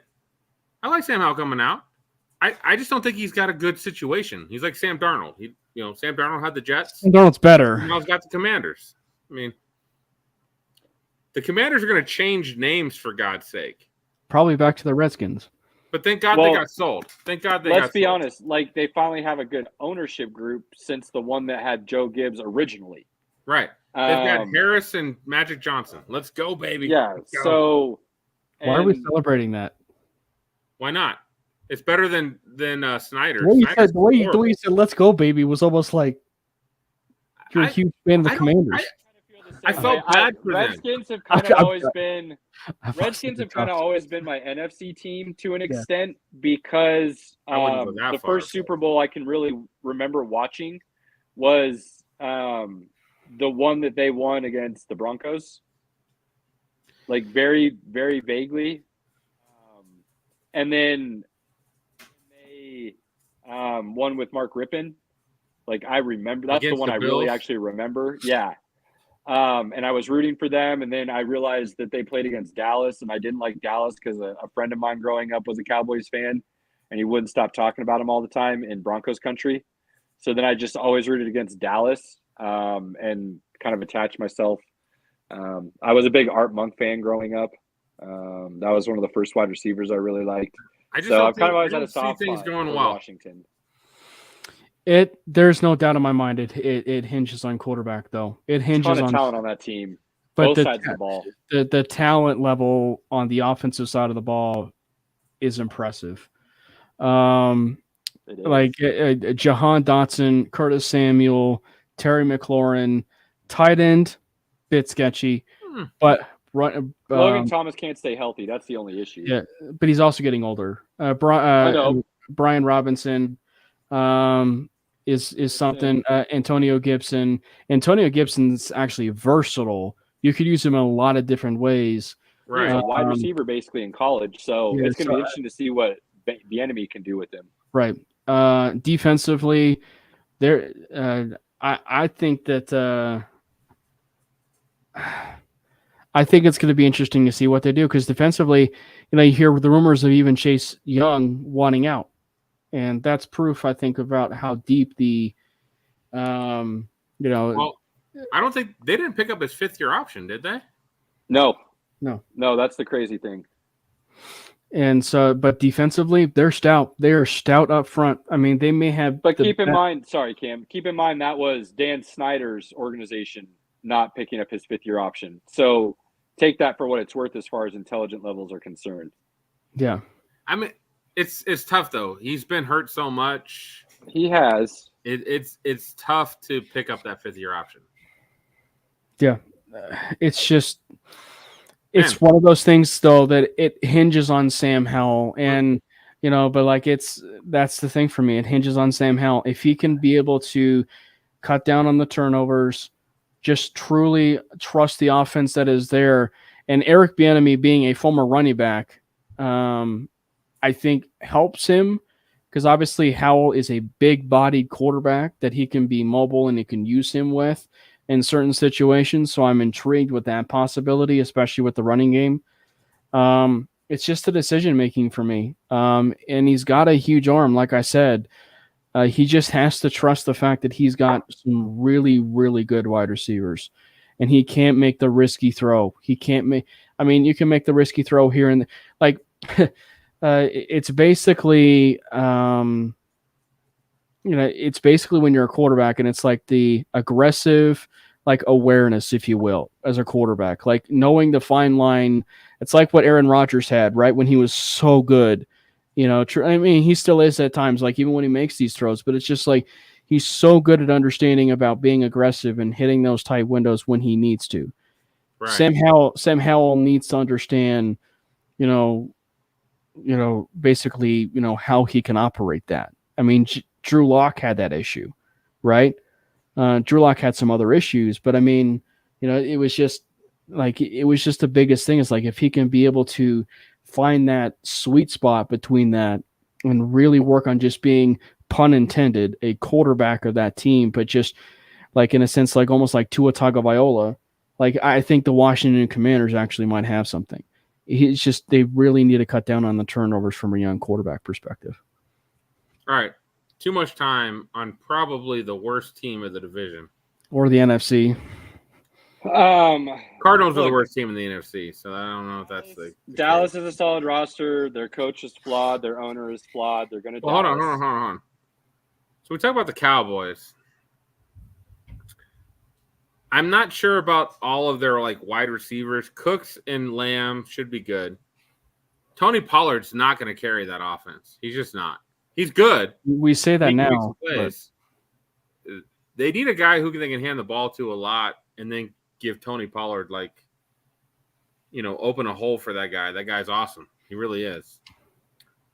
I just think they're being held back by McCarthy. I do. Exactly.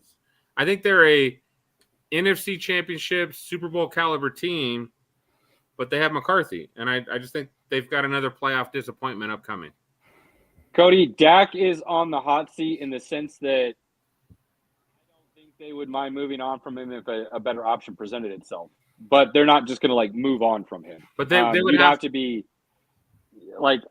I can't even see a scenario where another guy comes up that's worth moving on from him. But the Cowboys are making the playoffs.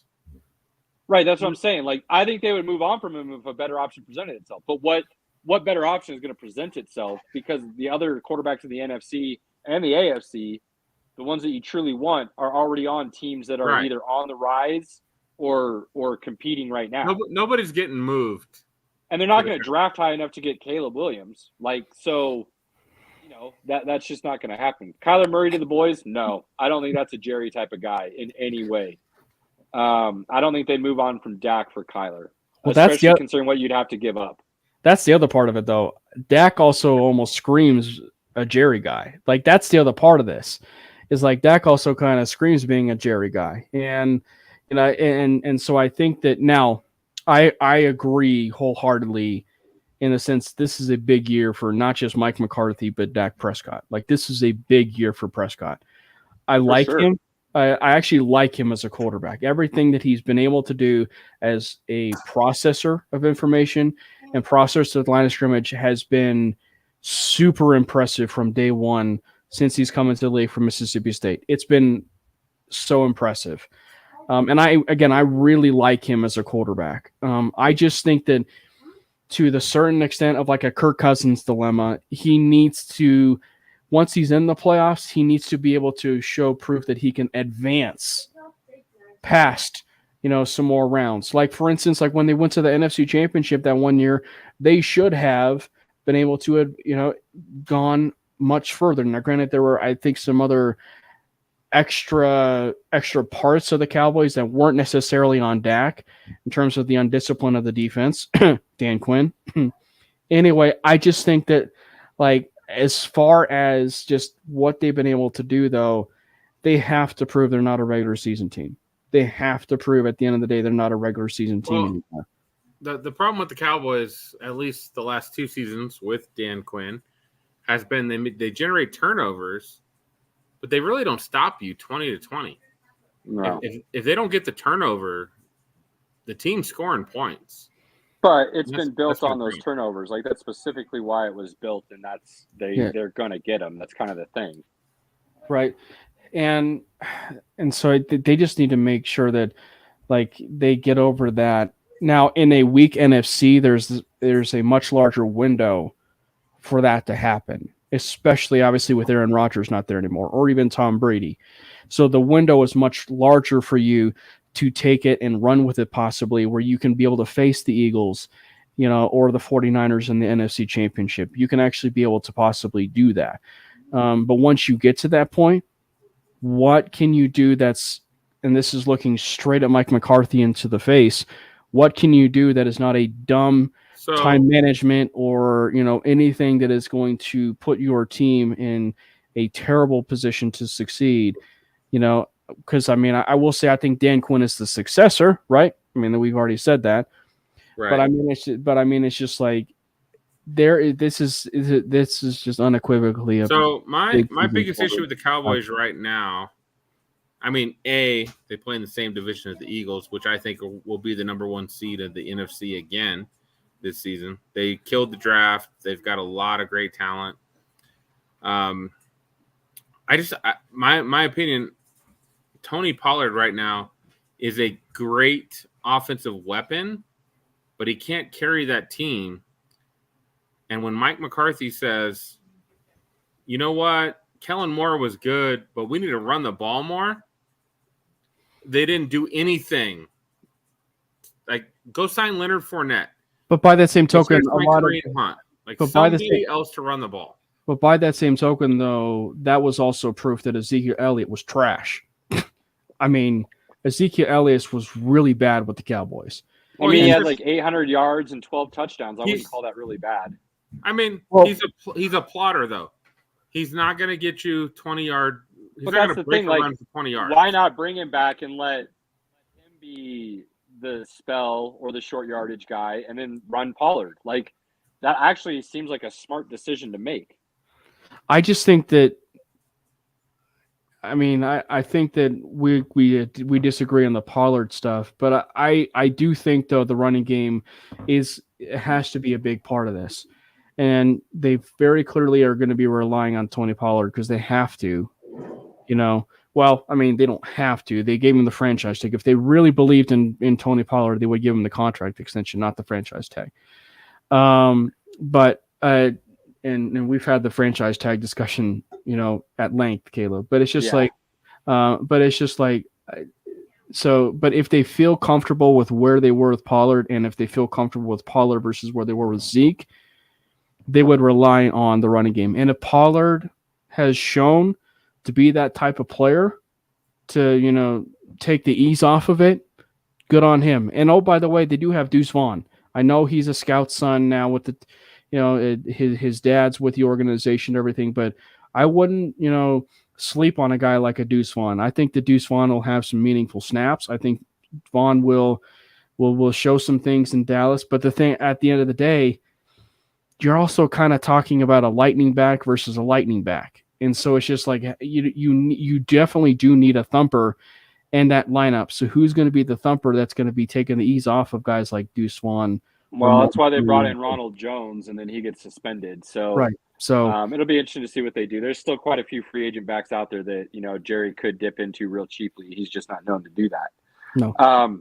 I think we can say Philly's the best team. They just got better, and we can move on with Philly.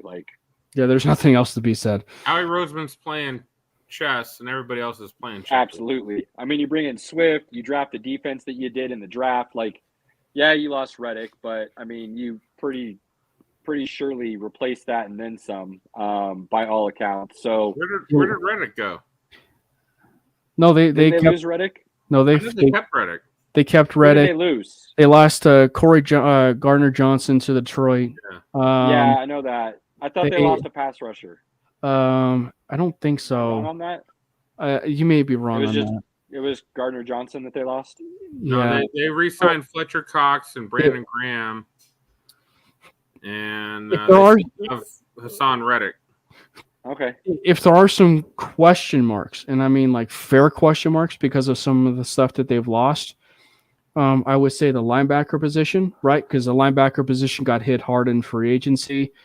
But you replaced it in the draft, by all accounts. But they did it exactly the way they did in Ndamukong Suh when they got Sue, which was they go out and they re-sign, or they went out and signed Miles Jack and someone else recently in one day. I forget who it was, but I mean, you got Kobe Dean and right. Who was the other Georgia guy that they just brought in along with the best guy in the draft? For the D line, Nolan Smith. They just reloaded. Yeah, thank you.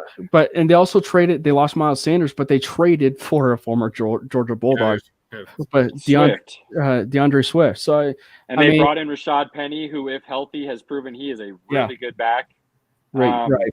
So they just loaded talent. Maybe some question marks with possible injuries. Maybe I was actually going to say, and again, we're nitpicking the Eagles, by the way.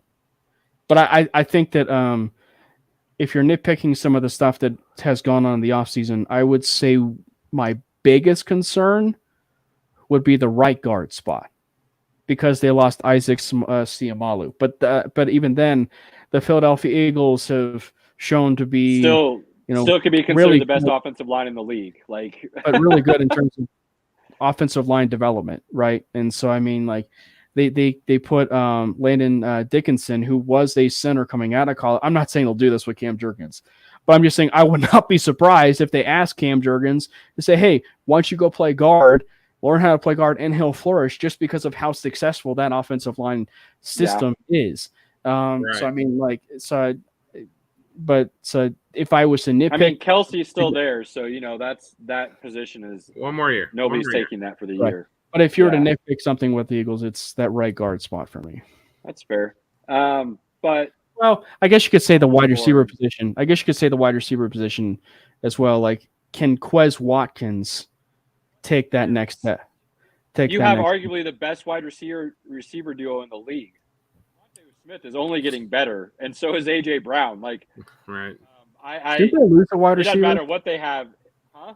Didn't they lose a wide receiver actually in the offseason? To be perfectly honest with you, because those two make up for all the deficiencies. Yeah, they have AJ and Devontae right now. I agree with you. And then they have a top 3 tight end by all accounts right now, depending on where you want to lean towards, in Dallas Goedert. So, Jack Stoll. Damn. Yeah, they're good. They're good. Philly's good. Pride of Colorado, Jack Stoll, and Nebraska Cornhuskers, Jack Stoll. All right, fellas, AFC. Husker. I think there's a theme here. You know what division we're starting with in the AFC? Power Cam. I'm a little disappointed in you right now, bro. I don't know. I'm distracted. He said AFC, and I'm go Big Red. Well, the next division is the AFC South, since they're really not that interesting. Look, let's just keep in mind, Pinky, if you would listen to me a little bit more, you'd be a lot smarter guy. I'm just saying. Now I want to punch you in the nuts. I mean, you can feel that way all you want, but the fact remains, I'm kind of a smart guy when it comes to this. Looking next at time time I and see you, predicting things. I'm giving you gifts for your baby And a and knuckle punching you sandwich. in the nuts. That's what. Just saying, man. Just saying. There's a team in this division, along with many other things I've been proven right about over the years. I mean, I don't find this division very interesting at the moment. I think there's a lot of interesting things. The Jags are going to win the division. Okay. Yeah, I we're good there, but I think there's some really interesting storylines within this division. Ray doesn't have any faith. All right. Here's what I got. It's I'm batting So here's plus. Here's and my I've got a curse. Like those are two truths. I'm going to make you really, really be surprised right here. Oh boy, he's gonna say the Houston Texans are going to the playoffs. No. Oh, hell no. Jaguars could be the number 1 seed of the AFC. I'm not surprised by that at all. I'm out. No, I'm good with that. I'm good with that. I'm good with that, Pinky. And Cam, it's only based on schedule. They play 6 games against shitty teams. It's like the Patriots. They play 6 games against shitty I could teams. see a path for that. Now, is it more likely to happen or less likely? Probably on the less likely side, but I could see a path to that. And I stole that from like Rich Eisen or Colin Cowherd. Oh, so it's not your thought. You're actually playing for. That's tough, Pinky. Just when I thought you were having a legitimate, solid, honest. Wow. They talked to me into it, and I'm not a guy to just steal something and not give somebody credit. So. Wow. So in this day and age of plagiarism, wow. I mean, look, I've got. See, we already lost my the bubble and stole my thunder, but I've got. We lost the watcher. As a dark horse playoff team that could make a run in the NFC, and I actually think the Jags are the exact same on the AFC. But I was on them last year, so it's not like I'm going out of my way this year. Well, I was already there. Here's part of my thinking: they got 6 games against shitty teams, and literally they are I can't even remember who fumbled the ball. They're a fumble within the 10-yard line of tying the Chiefs up in that AFC divisional round game. I mean, the thing with the Jacksonville Jaguars is like they've always had that talent, at least the last couple of years. But I will say, like, they are definitely a team. If you were to buy stock on like a really young team right now between, say, like the Lions and the Jaguars, I would definitely say, if you're going to be buying stock on a team, it'd be the Jacksonville Jaguars. See how, like, he says something about Jaguars and then both of them leave, apparently. So now I'm stuck by myself. These guys. I apologize. I needed a refill. Guys, man. I needed a refill because we're starting the AFC. He drove it a drink already with the Jags. With the Jags. Let you finish your thought. No, but yeah, I'm high on the Jags. No, and I am too. I think that if you look at the Jags though, and if you're buying stock on teams and their future, the Detroit Lions and the Jacksonville Jaguars are some definite teams that you would be looking at as far as buying stock into the future, as far as for what they can accomplish in the future. Jacksonville would be atop that list. And I think that the one thing that is so clear about them is just their offense is it has the makings to be something pretty special in a couple of years. And myself included. This year. But I'm just saying myself included, like for a couple of years, I will say myself included hated the Christian Kirk deal that they handed out. That said, well, because he never showed out to be a. He never showed out to be. Cam. We agree, Cam. We finally agree on something. I'm kidding. He got, what was it, a 5-year, $15 million deal? No, it was a $20 million. Yeah, $20 million plus. Per, wasn't it? It was 5 for 75, wasn't it? No, it was like a 5-year, $100 million deal or something. It was $20 million plus. But I had doubts about the fact about the deal. But that said, you're adding a playmaker to the mix, right?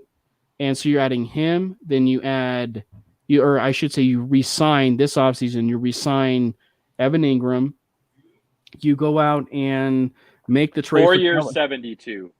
So it's right in between of where we both thought it was. Right. Or maybe it has like the ceiling to get it to 80 or something from what I saw or whatever. But 37 fully guaranteed. Base salary for 2023 was 15.5. It's a rich contract for sure. But I didn't think it was though. So and you're with Pinky for sure. You guys definitely agree on that.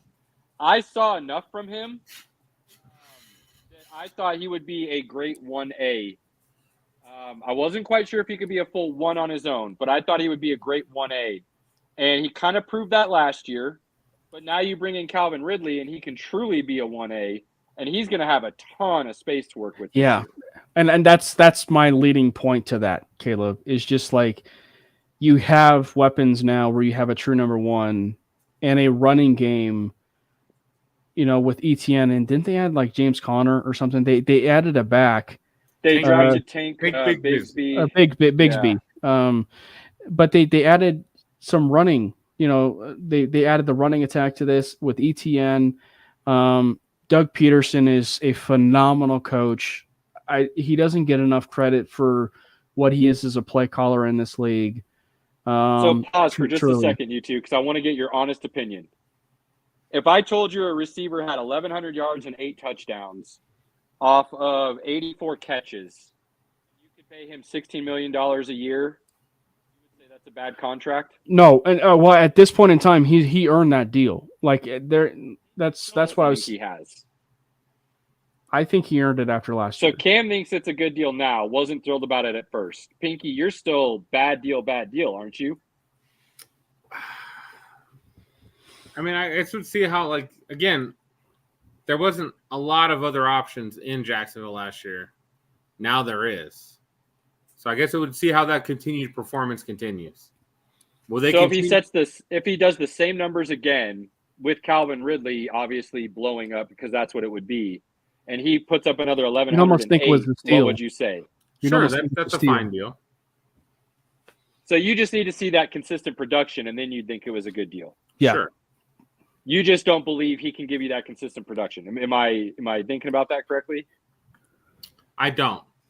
That's fair. Okay. And so he hasn't. So I'll give you that. I've just seen enough flashes from him that says if he truly got that opportunity, he would shine, and I think that's what we're seeing. So this year will be definitely a prove-it year for him, especially if Calvin Ridley can ball out. So we all agree Jags will win that division. That was the more surprising deal to me, Cody. That's the one that I didn't think was great. But in Jones's defense, he also played really well when given the opportunities last year. So Jones did play pretty surprising. Surprising. Yeah. And that's the thing. He's like the fourth option. And that's the thing with Jacksonville that makes them so exciting because they surpassed expectations with a lot of the deals that they handed out, that they played so well. But, and for a team that basically lumped into getting Doug Peterson, they're in a great spot right now. And I will say, he can go off this year. Talking like 1,700 possible total yards plus. All purpose, easy. You mean all purpose? Yeah. I will say, and a good 14 touchdowns. So watch Etienne go off this year. But I will say though, to Cody's point though, I will say, like Carolina, and this is probably how high I am on CJ Stroud and Bryce Young, don't sleep on Houston. I'm with Cody on that part. I love CJ Stroud. I think he was the best quarterback in this draft class. So, and I was Bryce Young, but I mean, again, at that point, for me, it's because we were kind of splitting hairs, and I didn't hate CJ Stroud. Yep. I just saw the playmaking side of Bryce Young, and that's what sold me on it. Versus, Stroud, who is the prolific. Now you say don't sleep on Stroud, but let's be honest. I'm hearing actually a lot of great things coming out about Anthony Richardson with the Colts. Right. And not just coach speak. I'm hearing players talk about this dude is looking legit. If we're talking, we've had this conversation before, and I'll get to the Texans in a little bit, but if you're talking strictly ceiling, and I said this before, I think on your guys' show and even 5280, but Anthony Richardson, AR-15, has the highest ceiling out of any of those three quarterbacks. Right. I'm actually surprised Carolina didn't take him first overall because of Frank Wright. Yeah. But so then to Houston, I love the fact that one of the things that they were able to do is draft CJ Stroud and build enough camaraderie of players around him and weapons around him right now. And one of the players, and it's another rookie, I would keep absolute tabs on right now. It's a player that CJ Stroud wanted. He wanted them to draft. It's Tank Dell. Tank Dell.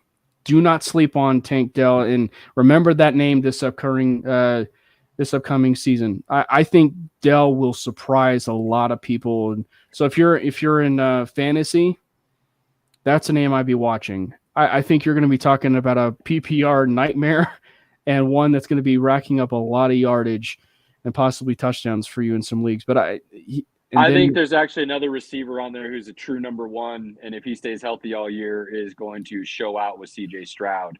And he came from his bitter rival. So keep an eye on Mr. Collins there on the outside. He's a true X-receiver. There's another one, too, and I think Houston got him as an undrafted free agent. I think it was is it Xander Hutchinson or something? Yeah. Xander Hutchinson, he's another one out of Texas. I think he's out of Texas. Iowa State, I think. He was the guy maybe it's the Iowa State guy. Yeah. He's the guy that I thought was like a Xavier. Yeah, Xavier Hutchinson. He was the guy. He was the guy that I was in the Big 12. You were right, but he was the guy I compared a little bit favorably to Tim Patrick. He's not sexy, but he's a guy that's going to be, pretty solid, and especially in a room where the wide receiver room needed a facelift a little bit. Yep, and they proved they can run the ball. I don't think Davis Mills is bad. I've said this before. I think given a better situation, he might have been able to shine a little bit more. Mechie was the guy that Mechie, he's cancer, sat out last year. But I think Stroud's better than Davis Mills. And there's a much better coaching staff in place. I actually had D'Amico Ryan as my top Broncos hire.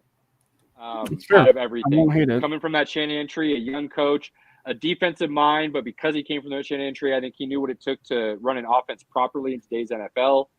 I just liked everything about him. And so I hate saying good things about Houston because I can't stand that ownership. I just think they make terrible choice after terrible choice. But over this last offseason, they made a lot of really right choices, and I will give them credit. Well, let's talk about let's go quick because we got to get through this. Titans are pretty boring. Titans are boring. I'm not excited about They could win the division, though. Let's be honest. They could go out and win the division. If Tannehill plays well, sure. If Ryan Tannehill jumps in a DeLorean and gets what he had back a couple years ago, they could win. So they're definitely a dark horse in their own division. I don't think they're a dark horse to do damage in the AFC like the Jags are, but I could see a scenario where the Jags kind of fall on their face enough times to where they might get a wild card and Tennessee wins the division. And the Colts, they've kind of pissed off Jonathan Taylor. That's kind of a bad idea. And then go Germ Irsay. They still got to decide. Irsay is incredible. Do you play Minshew for a little while, let Richardson keep gaining experience, or you just go right with Richardson? No, the way that things are, you're reading in camp, Anthony Richardson's taking the first team reps right now, which already should tell you in and of itself who's probably going to be winning that competition. Minshew's great. I think they actually had planned Minshew to be the starter. Agreed. But I think that they were just surprised by I just think they were surprised. Well, here's the thing. Who's the head coach? That's exactly. Shane let's be honest. Super intelligent dude. Look what he did with Jalen Hurts to bring him along. Yep. Why would you not run Anthony Richardson out? If he is talented enough and he's making enough plays and showing he can run the offense and understand it in camp, why would you not run him out there? Let him make the mistakes this year and grow from it instead of sitting on the bench and waiting for him to happen. Right. And the thing is, the only thing that's holding you back as far as Anthony Richardson is you have a dumb owner who has shown the actual propensity to not show any faith to his quarterback long term. I mean, like, especially guys like Peyton Manning is in that argument, obviously, but like he showed faith to Andrew Luck too. It's just he decided not to put an offensive line on the field for God knows what reason. That's what I'm saying. Luck to retire early. That's what I'm saying. Like, he needs to be able to show the wherewithal to put a lot of pieces around him to build what Shane Steichen's vision is with what he had. Ballard drafted pretty well there until they couldn't find a quarterback. They were drafting in such a way that had Andrew Luck not retired, we're in year 14 for Andrew Luck, maybe 12, somewhere in there. And you might be looking at the Colts as seriously a Super Bowl winner over the last 4 years or so. And I agree with that. I just think, though, that AR-15, Anthony Richardson, he has the chance to be something special. It's just he's in an organization where they just need to show the amount of patience they can with him so that he can be that quarterback that's true, but they have to do it with Steichen too. I think that's the kicker you can't go, well, Steichen had 2 years and we didn't get where we wanted to. We're going to bring in somebody new. Exactly. No. You better let Steichen have 4 or 5 years with Anthony Richardson before you decide you don't like either one of them. It's the Steichen with Hurts, or more importantly, because of the way it is in Buffalo, McDermott and Allen. That's, if there's a model as far as head coaching stuff, that's what you should be doing. Make sure you put weapons around him and give him an opportunity to grow if you like the talent, for sure. I like it. All right, next division. Pinky, you want to do Broncos next? So Clayton, are you still here? I feel like you're getting ready to have to leave for work and stuff. If you're still here, we'll do the Broncos division next just for you. We always do the AFC West last, but we'll do them first. It's fine. I think we can all agree Raiders are going to suck. At least that's my opinion. I swear we're still going to see Carson Wentz in the Raiders uniform before season's done. Jimmy's not going to make it the whole season, and we're gonna witness Carson Wentz with Josh McDaniels. Without Josh Jacobs, those guys are going to be pretty bad. But see, here's the thing: he's sitting out. Let's be honest. Exactly. If we're going to be real about shit right now, it has nothing to do with letting his teammates down or pulling the Le'Veon Bell and losing a year of eligibility towards your next contract or whatever. He's got how many kids? Let's just be perfectly honest. He's got how many kids? It's 10 now. It's crazy. He's approaching Antonio Cromartie numbers. Oh, I hadn't heard that. Yes, dude. I'll try to look it up. He's got a ridiculous amount of kids already. There's no way that dude's taking $50,000 fines after he lived in a fucking car with his dad. Well, he doesn't get any fines. There's no fines because he's not technically under contract until he signs his franchise tag. Oh, that's right. So he can technically maybe sit out entirely correct. He can sit out a couple weeks before he makes any decisions. But by that same token, though, we've never really seen a running back sit out for an entire season and basically boycott. I don't think he sits out the entire season. I think the Raiders either rescind that tag or he'll come in week 4 or 5 or something. If they rescind that tag, you will see a lot of teams be interested in Josh Jacobs. Broncos probably being one of them. Maybe. And they should be. Everybody should be. He's reliable. He's awesome. But get on that bandwagon. The Raiders, though. All right, I got to be thinking about somebody else because this article says he only has 1 kid. So I'm way off, and it's somebody else I'm thinking of. So I apologize. Nice accusation there, Caleb. Hey, I'll say I was wrong. Now it's going to drive me nuts. The thing with the thing with me on the Raiders is, they are definitely last place material for sure. But to go objective just for a little bit and talk pros in terms of the Raiders a little bit. Obviously, there's the previous working relationship of Josh McDaniels and Jimmy Garoppolo. And, so there's already the previous working relationship between both of them. We've seen what chemistry can be able to do between head coach and quarterback, a la Jimmy Garoppolo and Kyle Shanahan. McDaniels, as we know, is a terrible head coach, but also a great play caller.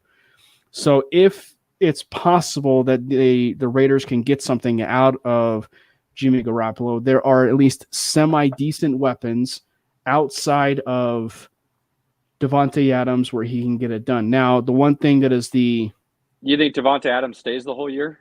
but that's the other part of this. That's not necessarily a this season question. It's more beyond this season, and that's about Devontae Adams staying long term. I don't know if he will, and even then, even if he goes out, there's no possibility of us predicting that he'd even go to the New York Jets to go to Aaron Rodgers. Because I mean, like Aaron Rodgers, I'm not saying he will or he won't.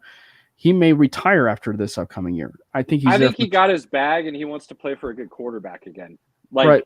That's how I feel. Like just the way he's talked over the last 6 months, especially with the Raiders. Like, I would have actually been cool taking a slight haircut and staying with Aaron Rodgers or going to play for Joe Burrow or Josh Allen. Like that's kind of what it feels like these days. Right. Because like Hunter Renfrow, I mean, Hunter Renfrow is a pretty decent wide receiver. And funny enough, if you were to build a Josh McDaniels type wide receiver in a lab, sure, or for who fits a McDaniels offense, it's undoubtedly Hunter Renfrow. Even though I actually like Renfrow as an overall wide receiver. I mean, they've got Jacoby Myers too, and Jacoby Myers. Yeah, we all know they lost Darren Waller, but we all know that Jacoby Myers is at the very tops, like 2.5. He's not like he's a decent. Jacoby is like possibly a solid true 2 in the league. Right. So I mean, like he can be a 2. I don't trust him to. Everybody else we're talking about, Chase, right, and Higgins. Those are all 1 and 1As. Like, right. Decide who you want, but those are all 1 and 1As. So when I say true 2, Jacoby. Yeah. Anyway, the point though is the Raiders have some talent. Now, the problem is the other teams in that division have just a little bit more talent than the Raiders, and that's why the Raiders will be the bottom feeders of the AFC West. And what's the most talented roster in the AFC West, Cam? From your perspective, what's the most talented roster? I mean, that's an easy AFC one West? for me. It's been a trigger point, I think, for some people, even on the 5280 podcast, or even, or even some other places. But I think that the Los Angeles Chargers are the most talented. Yes, absolutely. Player for player, they are the most talented roster on the AFC West. But the biggest thing that separates the teams like the Chargers and the Chiefs is head coach and quarterback. Now I think that obviously the quarterback of Justin Herbert, there's no denying how great Herbert is, truly. Like, but I think that the thing that just has done it so well for the Chiefs is the way that Andy Reid has been able to stockpile some of that talent around Patrick Mahomes and made them a much better team, even if it's not the best talent to a certain extent. I mean, let's be honest. Mahomes, when everybody heard 10 years, $500 million contract, they're like, oh, hell no. But in the long run, he took a Brady deal. Like, honestly, he took a Brady deal, so they're going to be able to stack talent around him for years to come. And he'll keep deferring and doing things that allows him to have, honestly, very similar rosters to what Brady had. You had Gronk, you have Kelsey. You can run with almost any receivers you want in that offense because your quarterback's crazy good, and then you try to build a solid defense. It's almost prototypical what Brady and Belichick did for the last 20 years. Yeah, and the thing is with the Chargers, the only thing that has always held them back lately, it's the Mike McCarthy syndrome. It's Brandon Staley. Like, it's Brandon Staley.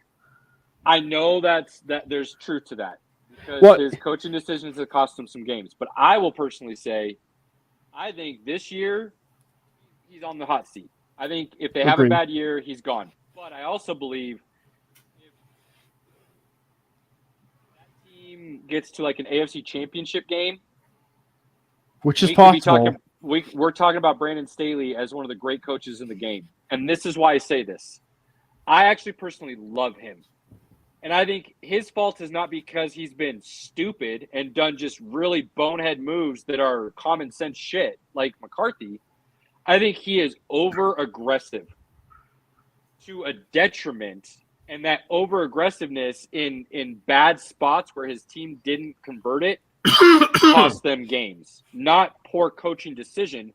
It's just his DNA. And if he can curtail that, I guess maybe a way of saying it, to having just better play calls for execution with his team, or being smarter with the moments that he's being that aggressive type where you're constantly going for and fourth down, even in your own side of the field and things of that nature. Like one of the key ones, if you want to think about it, last year, Gerald Everett had a huge 35-yard catch and run down to the 2 or the 7 or something really close inside the 10. But he called for a sub. He was gassed. He called for a sub. But Staley wanted to run that quick because he loved the play call that they were about to run.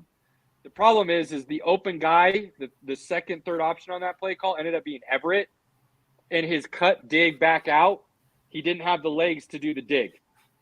And threw it to a spot because he didn't have his legs. That ended up being it was like a 95, whatever it was, INT return for the Chiefs for a touchdown. So that's where I say, I actually believe very highly in Staley and think he will be a great coach. But I do believe if they don't make the playoffs or they get knocked out in the first round, there's a good chance he's gone after this year. Which so a is lot's why going to depend on what happens with them. And a lot of this stuff has also been injury for them, unfortunately, which he can't control. So if that training staff is still there, then he might not have a prayer anyways.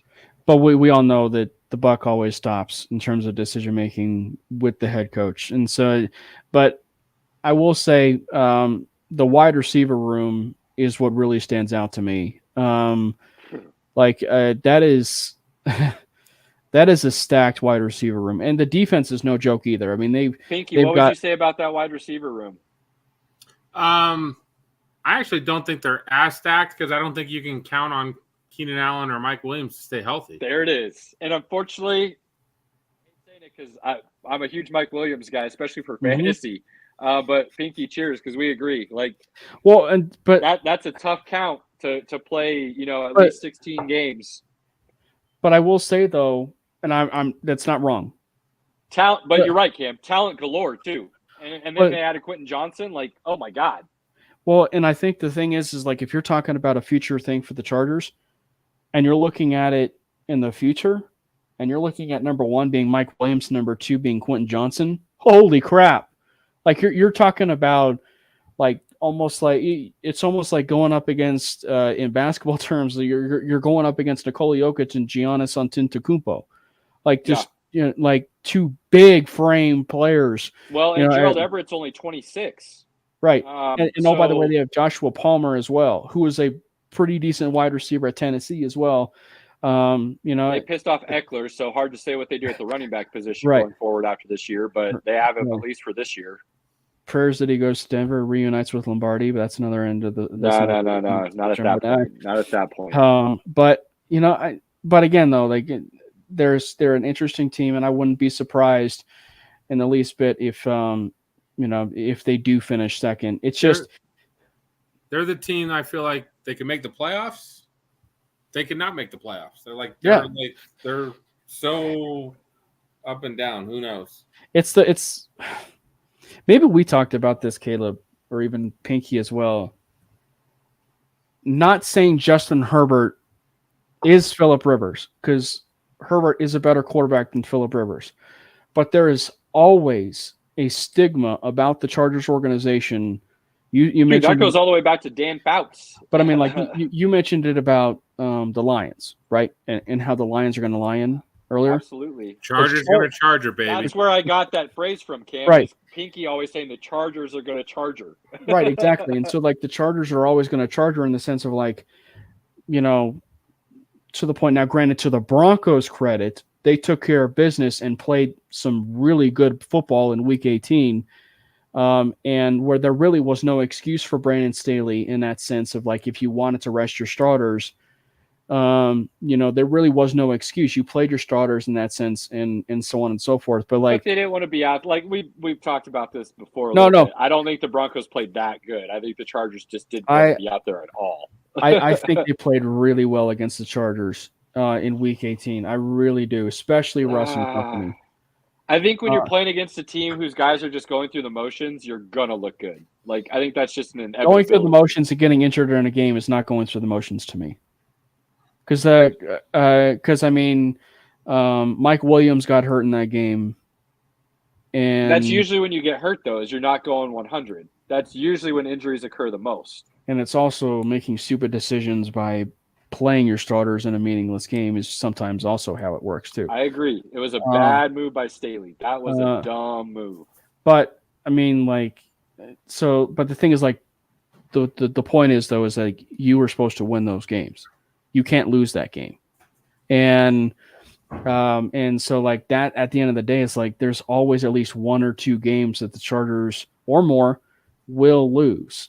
And I mean, they had that KC game locked up that I referenced just a little bit ago, and they lost it. So they find ways. That there's no doubt. And there's not much even to mention about the Kansas City Chiefs. I will add, speaking about the wide receiver position, I cannot believe the NFL allowed Justin Ross to sneak his way onto the Kansas City Chiefs roster as an undrafted free agent.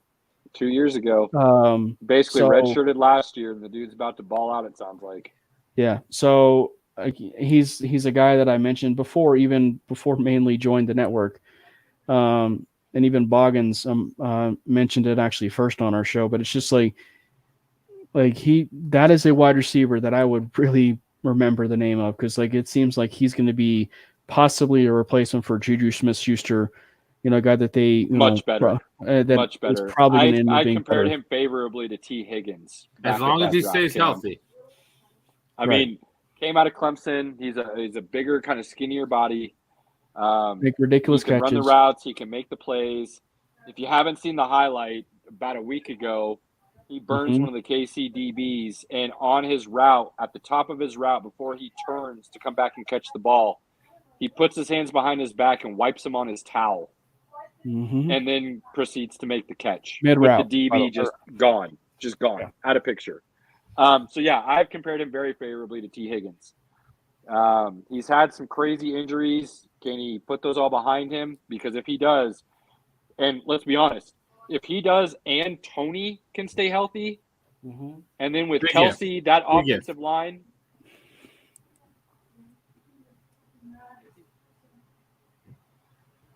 Yeah. I mean, it's definitely Gallup. What'd you say? He said big if. Oh, for Tony. Well, I mean, yeah, okay, you can call it a big if, but that's what I said. I said if he can stay healthy, like the weapons they have on that offense are pretty wild. Yeah. But I mean, yes, Ignore me now, Pinky. Ignoring me? Can you hear us? I can hear you. You keep freezing, bro. Oh, I'm freezing? Yeah. I'm not seeing Caleb freeze. Chiefs are going to be really good. Move on. Is all it right. Pinky or is it me? Now I'm all confused. Well, now we get to the point where we turn Caleb into the pessimistic Broncos fan that he is. Let's have it. I'll surprise you. I mean, honestly, there's no reason why the Broncos shouldn't be competing for a wild card. Okay. At a minimum. I like where this is going. Now, I'm still going to be realistic about the situation, Cam. I'm still not sold on Sean Payton as a savior for Russ and what happened last year. I think he's kind of like a Ron Rivera type at a minimum, and I don't mean this in a bad way. I mean it in you can come and you can make sure the ship is going to stay afloat. You're going to fix all the holes at the very least so that you're competitive. I believe he can do that at the very least. I don't know if he's this kind of savior, though, that a lot of people want to believe he is, in the sense that he's going to make sure that they're at another Super Bowl. I think the thing is more about stability than anything for the organization. I think it's about, what Sean Payton is going to be bringing, not just in the Russ tenure, but the post Russ tenure. So I think, I think that I agree. I think you are going to be seeing a team that's going to be challenging for a wild card spot, 100%. I think a lot of us will be in agreement on that. The question is just, can they actually achieve that? I don't obviously foresee the 13 wins, the 14 wins, something absurd like that. I will say though, and I will repeat this until the dogs come home, is that I really do think we see a new Russ this year. He's lot. If you want to say a new Russ in the sense that it's somewhere in between last year and what he was in Seattle, he is not. No, he is not going to be last year. I am telling you right now, Caleb, he is not going to be last year. And no, I said somewhere between what he was last year and what he was in Seattle. He's not somewhere between there. He is not even going to touch last year. Russ's game is predicated on movement, and I think he lost a step. I'm sorry, but no, it's not going to be touching last year. I'm sorry, it's not. Everything that the Broncos are predicated on has been predicated off of the running game. Everything that he had been successful with in Seattle, and also, too, it's going to be predicating about him on the move. So I think that when you look at it from the perspective of what they're going to be doing, they are going to have Russ on the move.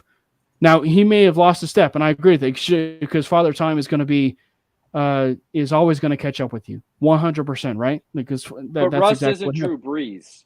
No. I just don't think those pieces with Peyton and Russ and what Russ is good at or was good at and what Peyton likes to do, I don't think they marry as well as people want to believe them to. I think that's my biggest concern, Cam. And I think you will be shocked. I think you will be shocked. Because I think that, like, when you look at what they're doing in terms of bringing guys in like Michael Burton, bringing guys in that are Ben Powers and Mike McGlinchey, guys that are going to be predicated on running the football and everything that we've said numerous times about getting him on the move. And, obviously he is not Drew Brees, but he is one of the best off-script quarterbacks of the last decade. And the best thing that you can possibly do is get him on the move and have him in advantageous situations, which under Nathaniel Hackett, they never did. Let's be fair. I mean, we're not arguing that. I still think we saw a guy who lost a step and was calling his own stuff a lot of the time last year.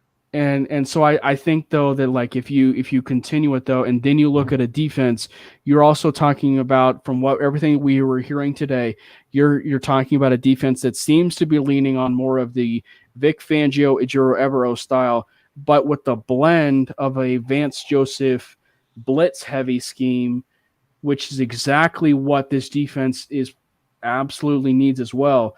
But when you could be able to generate pressure from a guy like a Frank Clark, a Randy Gregory, if he can be able to stay healthy, you're hearing really good things out of camp. And again, the key word of all of this is right now. And everything we're predicting is off of right now.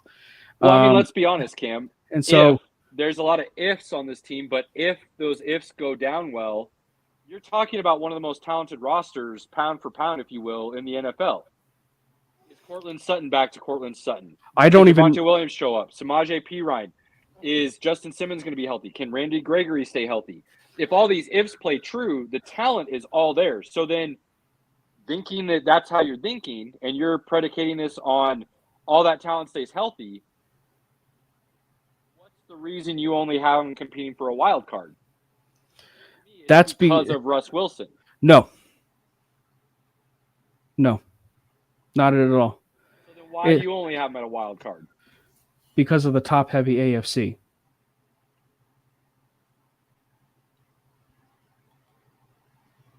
Okay, but I mean, how much weaker is the roster of the Broncos than the Chargers or the Chiefs? If all the ifs play out. If all the ifs play out, I think the Broncos have a better roster than the Chiefs. But not necessarily the Chargers. I still think the Chargers, but we're also talking about the Chargers. I'm saying, like, there's no reason they couldn't be competing for this division. So then why are they just give them. I'm kind of getting at, like, you're not really thinking they're going to be winning the division. They are going to have to be fighting for that wild card. What at 10-7? They'd be fighting for second in the division. Okay. Yeah, Okay. no, not by any means. I'm not saying they're winning the division because I'm not that kind of crazy guy that's going to be. But I think that, like, in terms of everything that you will see, though, you will see a team that is going to be predicated solely on decision making, lack of turnovers, and like just the overall toughness in terms of being a football team. And I think that, Right. And so I think that that's why you will see a very different team in 2023. Do I think it's going to be a playoff team? I honestly cannot tell you right now, but I will firmly tell you that they will be a better football team in 2023. I think we're on the exact same page as far as the end result. I just think we see how it gets there a little bit differently. But yeah, so I mean, defensively though, I mean, the defense is. I think the defense may not miss a beat with the loss of Ejiro Evero. It shouldn't. Vance Joseph is a great defensive coordinator. He's but I thought it would be. I thought it would lose a step because I thought that there's the possibility we would be seeing Vance Joseph's scheme, solely Vance Joseph's scheme, versus. I mean, even if we saw solely Vance Joseph's team, he's done. I mean, what he did with where was he last year? The Cardinals. Yeah. Right. That defense was good with a lack of many things went going wrong. Right. That defense was still competitive. Right, but the other part of this is like you also are going to be seeing Sean Payton implement the type of things that you would love to see in terms of getting the playmakers the ball, which is predicated on easy decisions for Russ. So getting it into space, guys like Jerry Jeudy, Greg Dulcich, Cortland Sutton, who, by the way, it's not talked about a lot right now, but Sutton is having a fantastic camp. And That's all I'm hearing. And so if he can be able to return to form, he is your Michael Thomas. Jerry Jeudy can be your chess piece wide receiver you use all across the field. And I think that there is an absolute scenario, and obviously with Tim Patrick injury, it's a big loss. But there's a scenario where Jerry Jeudy leads the team in yardage, and Cortland Sutton is your team leader in touchdowns. I don't know about Greg Dulcich. I think there's a wild card in there that says that he leads the team in touchdowns. But with the Tim Patrick injury, I think it seems like Cortland Sutton will be your team leader in touchdowns versus of the wide receiver room. And Javonte Williams, that's a whole other ball game right now. Javonte Williams, if you were to script a certain scene in a movie, it's like, he was in the Captain America First Avenger, and he's in like the contraption, and he's getting ready to be stabbed with super soldier serum, and he comes out of it, and he's like a whole new running back. I mean, like it's going to be so sweet when we can actually see a healthy Javonte Williams. Now, 100%. Bravo, Ray. Bravo. Yeah. Yeah, bravo. By the way, that would be the biggest troll of all time, by the way, in that week against the Jets if we can count down the play clock. We need to do that. We need to do that. Anyway, sorry to go on that huge diatribe. Add more fuel to that. The Jets are going to smoke us in Week 5, guys. Let's be honest about situations. I don't know about smoke. That's going to be an ugly game for the Broncos, I think. But I think though. Look, so here's the deal, then, Cam and Pinky. I think you're kind of feeling the same way. So. We haven't heard much from you, so please jump in after this. It sounds like you're kind of on this Broncos zealot group, for lack of a better way of describing it, where you think Russ is going back to almost MVP form under Sean Payton. No, I didn't say that. That's just kind of what it sounds like to an extent because of the. It almost sounds like you're talking about them being better than just a wild card team. What I heard, you're just trying to talk yourself out of that. What I've heard from Cam is saying that Russell Wilson can play winning football. Mm-hmm. That's what I heard. I agree with that, but I'm not thinking it's going to be a 4,200 yard season. I'm looking more at like 35 to 37 almost, with 25 touchdowns and 10 interceptions. Which isn't a bad year. That is a It's bad, but I'm saying it's just not. Russ is not going to be the reason we have a really good season. agree. He's not going to be the reason that we have a bad season by any means, but he's not going to be the reason they ended up having a good season. But he's I think also you can easily have 2,000-yard rushers in Judy and Sutton, okay. receivers in Judy and Sutton. You could have a 1,000-yard rusher and an 800-yard, 700-yard rusher and P. Ryan and Williams, depending on how long it takes Williams to get going. That could be flip-flop one way or the other. I agree Dolchitz is a wild card. I just don't see Russ being that playmaker that we once saw enough to have that offense rolling. That's the reason I see them fighting for a wild card, because they're a really solid team, but it's more because their defense that they're winning rather than their offense scoring and kind of carrying the load, if that makes sense. Go ahead, Pinky. I was going to say, I mean, that's what Cam said, though. He said they'd be fighting for a wild card. He's not crazy enough to say they're going to win the division. No, I get that, but I'm just trying to it sounds like Cam's predicting like 42 to 4,300 yard season from Russ with like 30 to 35 touchdowns. That's kind of what it sounds like he's saying Russ is going to put up. I think that is the high ceiling for it within this offense for sure. Okay.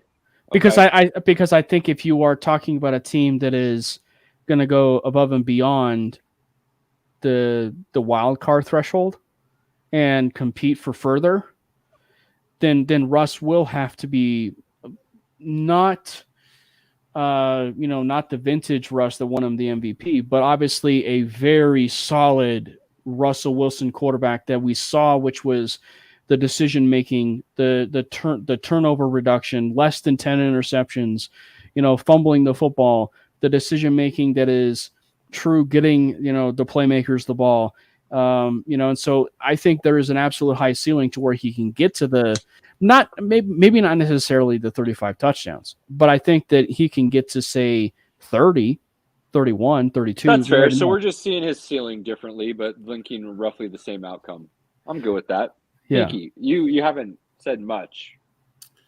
Well, I've got your negativity. I've got than... Cam's positivity. So I'm not being negative. I thought I was pretty even. I was actually surprised he had him for a wild card spot, so we at least got that going for it. I'm going in their favor. One, I do think the roster is crazy talented. We have better coaching, so those two things alone are huge. And then the third thing is we get to play one of the easiest schedules in the league. My positivity comes just basically from we lost like 9 games by 1 score last season.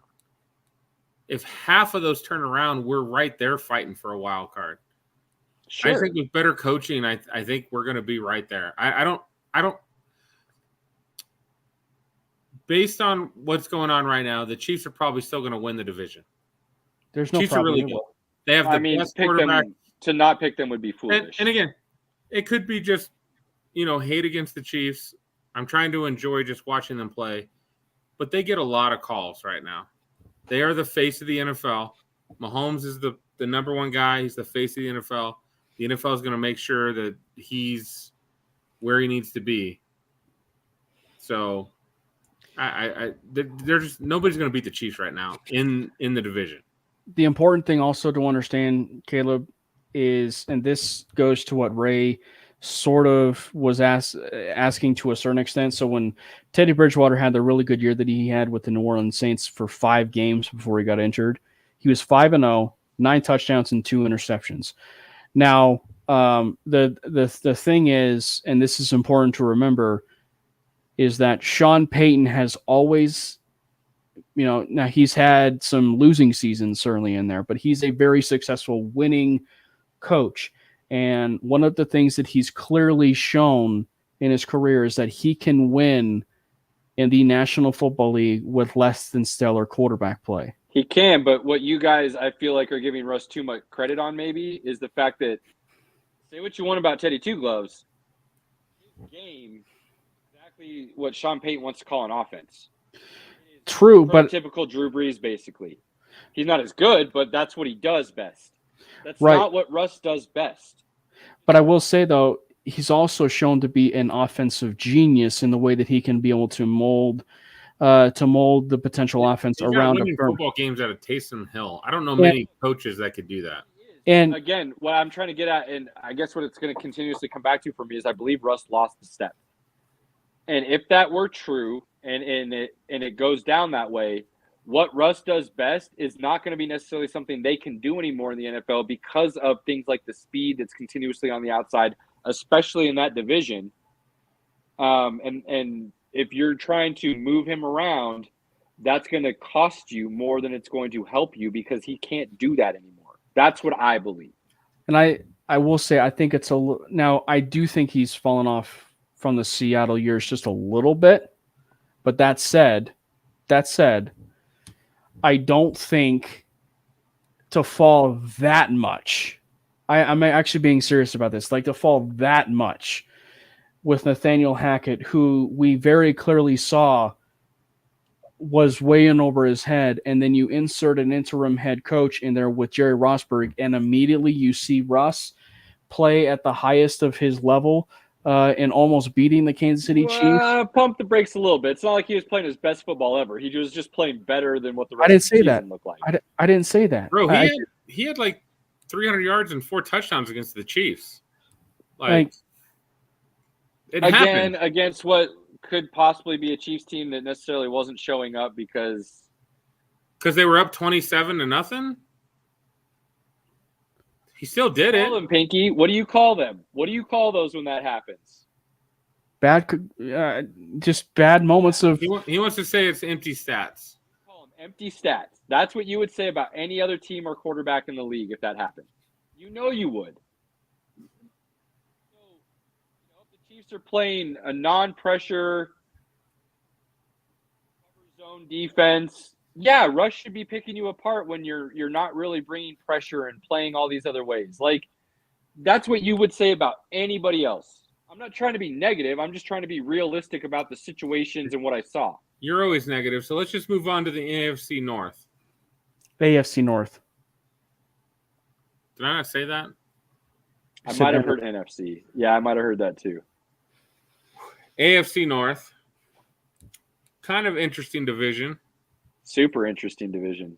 I mean, Steelers, I think Pickett hit his ceiling. I don't think he can get much better, in my opinion. I do, and this is why. Those weapons are going to be even better this year, and they're going to protect him better. I think he can sling the ball around enough to get close to 4,000 yards, honestly, with the weapons on that offense. Deontay Johnson, Freiermuth, George Pickens, Najee Harris, Jalen Warren. The offensive line is going to be a little bit better. I think now I'm not saying he's necessarily a guy that'll lead you to the Super Bowl, but I could see him being a Kirk Cousins incarnate. That's a pretty decent comparison. But I think like the Washington Commanders is a lot of the reasons why for Pittsburgh can they get it. Now the one thing that's different for Pittsburgh and Washington is you have a pretty steady coach with Mike Tomlin. Right. That has very clearly, shown that they can be able to win despite stellar quarterback play. Sound familiar? But I think that the thing with Kenny Pickett now, I will say I was quietly, well, maybe not quietly, but I was impressed with the quarterback class that they Pickett, the Malik Willis, who's been shafted in Tennessee, by the way. Malik Willis. Yeah. Matt Corral being another one. He's never going to get a shot. Matt Corral is nothing. But, I mean, and I liked Sam Howell, but I didn't love Sam Howell. But that said, there are very nice similarities with Washington and Pittsburgh in the sense of, maybe not necessarily the defense, because Washington's defense is better than Pittsburgh's, but the... really? I wouldn't. Are you talking about Mika Fitzpatrick and TJ Watt? If TJ can stay healthy. We're just talking talent for talent. I would be taking Pittsburgh's defense. I think Pittsburgh has more on the back end than Washington. I mean, with Sweat Washington's and Young front four is on the that best, D-line, one of the best in the league. No, Forbes is not one of the best corners in the league, but he's a good corner. I like Pittsburgh's defense, actually. I mean, they were middle No, of I- the road last year with I like it. below average offense. So I like know, it though. I'm not trying to. I like it. I'm trying to I think that the one thing that sets me apart from a collective part. similarities, if that's where you're going, just kind of Yeah. the idea of what the two sides of the ball are for that team between Washington and Pittsburgh. I can understand where you're coming from. Right, but what I'm trying to say though is like from a defensive line and like front seven point of view, I like Washington's way better than Pittsburgh's. TJ Watt is a much better player on that front seven than than really any player on that defensive front for Washington, right? Because he's a defensive player of the year. But it's just like as a collective unit, I like Washington's front seven just a little bit better. So most interesting storyline, Pinky, you first, of the AFC North. What are you most interested in seeing what happens? I mean, my biggest thing is can Monken help Lamar get to the next level as a passer? Because if he does, they're going to be really, really dangerous. Best in the division if they do that. Cincinnati, if that's what you see, if Monken really does that with Lamar, they're gonna battle Cincy if that happens. What do you need to see from Lamar Jackson this year to no longer call him a running quarterback? I mean, he's got to throw legit. Like you and I go back and forth on this, but I think there's potential here. I think it's a legitimate question given what they're saying they're going to do. I mean, he's going to throw for over 4,000 yards. He hasn't done that yet. He has thrown for over 30 touchdowns. He did hit that threshold. But credit, you have agreed to an extent that it's not all Lamar, and it's the way they set up that offense and Greg Roman's previous play calling. So unlike some of the other quarterbacks that you call strictly running, you have given Lamar, I'd say, a little bit more leeway or grace when it comes to just that specific title. I mean, I think he could throw the ball. I mean, they haven't put any weapons around him. I'm not completely sold that he has the weapons around him that he needs right now. It's a big question mark. For the moment. That's actually I have two storylines that are right at the top of my list, and one of them just happened within the last week. And that's Joe Burrow and that calf strain. I've heard a lot of news and stories that particular injury can take a solid 8 weeks to heal. If you come back before then, you could be really pressing your luck. I've also heard that injury, there's rumors that it's very, very similar to what Kevin Durant had. And if you come back from it too early, we saw what happened to Kevin Durant. And if Joe Burrow did that, boy, Cincy would be screwed. Mm-hmm. My other storyline that I'm just as equally interested in is kind of what Pinky alluded to, and it's not as much as Lamar Jackson because I have complete faith in him. It's, are these weapons finally legit? Is OBJ going to stay healthy for a season and get back to form? Is Zay Flowers really that dude? Can Bateman get on the field and be like a 1A, 1 type like he was drafted as possibly? There's Mark Andrews, J.K. Dobbins. Can he stay healthy? He could be one of the best running backs in the league. There's a lot of ifs within those weapons on Baltimore. But if they can go wild and stay healthy, I think you're looking at the best team in the AFC potentially.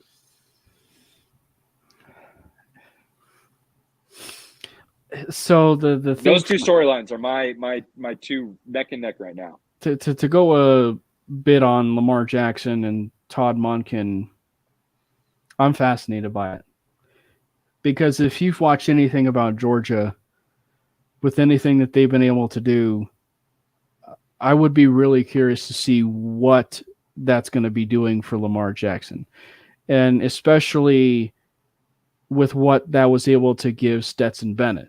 Because Stetson Bennett, another quarterback that was very slept on in this draft, and I think, but he has athleticism, and and athleticism that Monken used, and I think that when you put it within what Lamar Jackson has, which is that running athleticism, and his passing ability, I think is probably you're going to see possibly a much higher ceiling of what Georgia was able to run with just much better quarterback play. And so I think my thing isn't so much year one, because I think year one you'll see growing pains. I think you'll see some growing pains. Let's keep in mind, Lamar ran a pro-style offense coming out of Louisville. That's why I'm always so surprised that people are like, he can't throw the ball. He's a running quarterback. Like, I think that's why I'm so amazed that Greg Roman pigeonholed him so drastically. It's always blown my mind. Well, but so my thing isn't so much year one. It's what will year two look like. So my thing isn't so much what will year one look, because again, there's gonna be growing pains. But I just think that, like, as far as but the thing is like, this is to go off of what you guys just mentioned, though. The thing that's sneaky about Baltimore, though, you guys say about the wide receiving room or even the playmakers around Lamar. I will say that I feel confident, more confident in Baltimore's playmakers this go around than I do in many of the years prior. For one, they were able to go out and get Odell Beckham Jr., who, when healthy, he is a very solid receiver. That is a receiver that I think can really help out Lamar Jackson in the passing game. Zay Flowers is a wide receiver that I think very, very easily could have been argued as wide receiver one, just in terms of the way he was in and out of his breaks. You know, he was small, but he was explosive. I mean, right on par with almost Jackson Smith and Jigba in a way. And I think that Zay Flowers is very sneaky in that regard. And so I had a good camp by all accounts. And I think that the way that they are as a wide receiving unit, I wouldn't be surprised if they find some creative ways to get Zay Flowers involved. I wouldn't be surprised about this. Final thought, Nick Chubb leads the league in rushing this year. So we're talking about the AFC North. Nick Chubb, I think they finally use him as more of a 3-down back. Maybe not consistently, but I believe that's how they use him this year. I believe he leads the league in rushing this year, and I'm on the fence, but I'm leaning towards and touchdowns. Yeah, fuck it. Why not? Sure. Put it on the list, Pinky. Let's just mark that one down and see what happens. I'll put it on the list. It's a little bit too early for me. The fact we just agreed on that, because I was not ready for you to go that route. I like it. Cheers, sir. If anybody's interested, I know we're going way long, and but I just thought people would know, like, as far as teasing the future, me and Brandon talked about doing our AFC NFC preview. So we're going to do that the week of the regular season. So we're going to do it the week of the regular season. So that'd be like the Wednesday, September 6th. No, the Wednesday before. Well, yeah, the Wednesday before the Chiefs kickoff, right? So September Thursday. 6th. Yeah, we love you, Cody. We're here to keep September you 7th. Long shifts, buddy. September 7th is the start. That's my daughter's birthday. That's why I know I have that that date down. Good. Make sure you always remember that. I already told her, like, hey, honey, you already got your birthday present, but we're gonna hang out and watch the football game. On the same note, that means the week before that, Pinky and I are doing our schedule release. So you'll get the schedule release from us the week before, and then your breakdown of both divisions the week after. But so the thing is, we're not just talking divisions. So people really do need to tune into, obviously not just Mainly in general, because I love Mainly, but Mainly's a good show. But that podcast, we don't just do division winners, people. We'll do award predictions. We'll do who wins head coaching, who wins. This is going to be fun, because basically the week before that is what we're doing. To an extent. So that's going to be fun to see how the two shows compare. Ray, I will say that's a good question. I think it's in the works in terms of everything that's going to be happening. And actually, for anybody that is not, actually, this is a nice little tie and nice little plug in. But anybody that doesn't know, but the 5280 podcast crew is going to be doing a second show on, I should say, the PSF app, which is Pro Sports Fans. The neighborhood, at least from everything that I've been hearing, is moving along with that. Now, I don't know if the neighborhood, will be doing some of those preseason games, Ray. So Mike would probably be the best person for that. And I just can't wait for the PSF fan crew to embrace our lovely Bill on that neighborhood show. But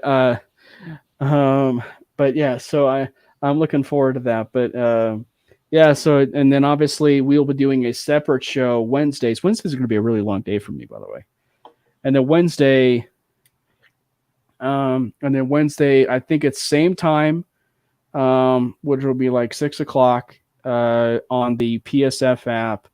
We will be doing a show called Elevation Orange. Fantastic name. I wonder why you said that, Ray. I wonder why you said that, Ray. But yeah, so but basically 6:00 on the PSF app is when we'll be doing the Elevation Orange show, which is, I'd imagine, because it's that show, it's basically, I would imagine, almost a carbon copy of what the 5280 podcast is, because considering it's me, Gage, Glenn, and the guy with gray all over his beard, Mike. I'm gonna have to pod crush that one of these days. Right. Really ruffle some feathers. For fun. Yeah. I mean, and if you guys want to pod crash, you guys are more than welcome to pod crash mainly anytime. In fact, we are. Tim, I want to so bad. It's just and we have talked about this before with me having the two little ones. It's like right in the middle of bath time and bedtime routine, and so it's hit and miss. If I don't want to pod crash for all of like 30 seconds and then bounce. Well, and I was going to say, if anybody is a big Lance Sanderson fan, then the Mainly Broncos podcast for tomorrow is going to be one for you, because Lance Sanderson is on the podcast. He obviously does the Dove Valley Deep Diver show with Eric Trickle on Mile High Huddle. Yes. So he will be on our show. He's been on Mainly before. So it'll be nice to have him. What time is that? Same time as your guys' show, but just tomorrow on 7:30. Same time, same bat channel, if you will, for MHRT. I might crash that. Lance is awesome.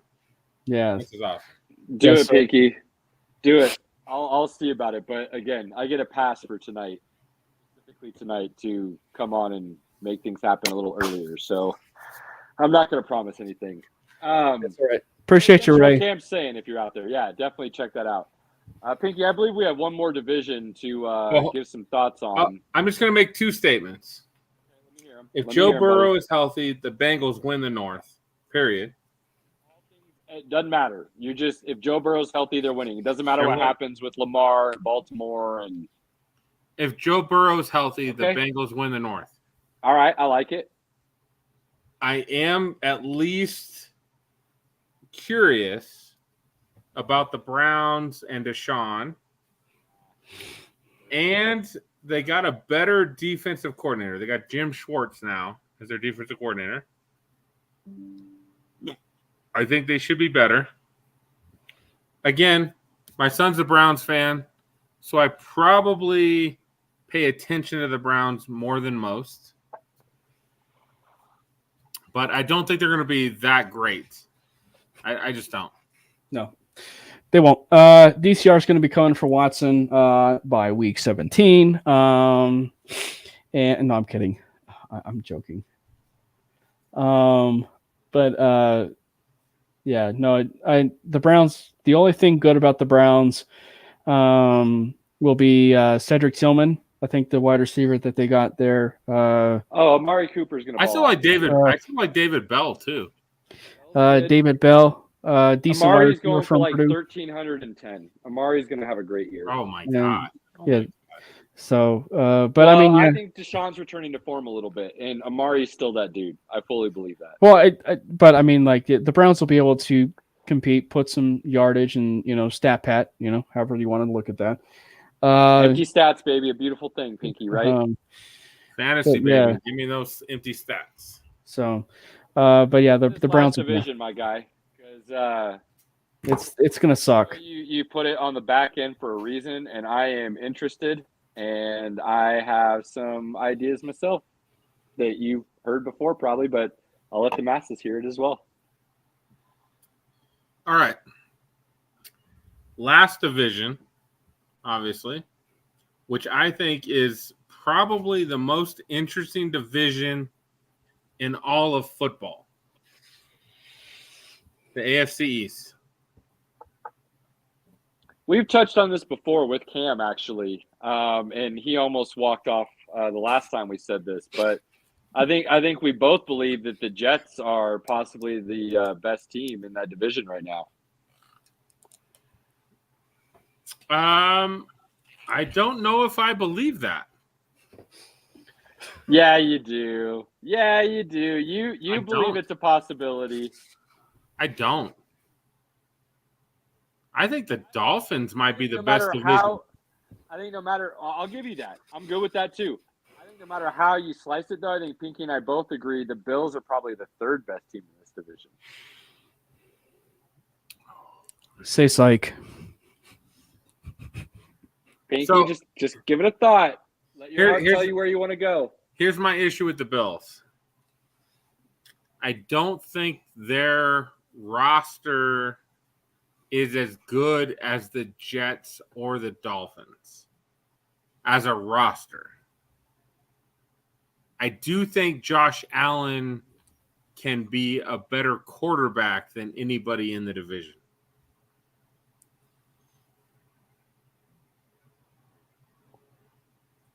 I mean, all things considered, if everybody stays healthy, Tua was really the best quarterback in the league up until he got his first concussion. The most accurate quarterback in the league, for sure. Yards, completion percentage, QBR. Accurate. He's accurate as hell. I don't give a shit what you want to call it. If the man was leading the league in all the major statistical categories, that's the best quarterback in the league. Like, say what you want, but I mean that's kind of the definition of being the best, isn't it? I'll say he has better talent because Burrow has Higgins and Chase.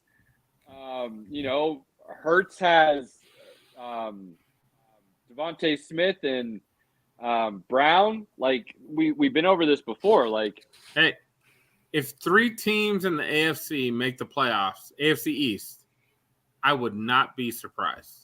I agree with that. For sure. However you want to rank them, I mean, everybody's going to have their bias. Okay, fine. Let's make one statement that if we don't agree on this, I'm probably just going to say I'm done for the night. The Patriots are finishing at the bottom. Sure. Yes. All right. The only hope that the Patriots have right now is starting Bailey Zappi. They still have Bill Belichick, who's one of the best defensive coaches. I think Bill O'Brien's a good offensive coordinator. I do. So I do think he can get some good stuff out of Mac Jones. I still don't think they have any playmakers. Like I just don't. They have Ramondre Stevenson, who's actually pretty good. But, he is pretty good. But I mean, yeah. Ramondre is a great running back. I think he's going to blow up this year. Ray, bro, you're missing out, man. I will say, Mike McDaniel's offense, it's a Shanahan offense, bro. You are missing out. You will love watching that offense. I mean, Tyreek Hill, Jalen Waddle, but even further than that, Ray, like I'm confused. Like, as a Broncos fan, what could possibly drive you to not wanting to watch a super talented team? It's not like this is the Raiders or the Chiefs or the Chargers. Like, as a hardcore Broncos fan, I think maybe if you said it about one of those teams, I could understand. But like the Dolphins, what brings you to say such a statement? Yeah, I have Bills winning. I have Bills winning the division, but is it just because like they've done it and the other two haven't? So you're going with what you've seen?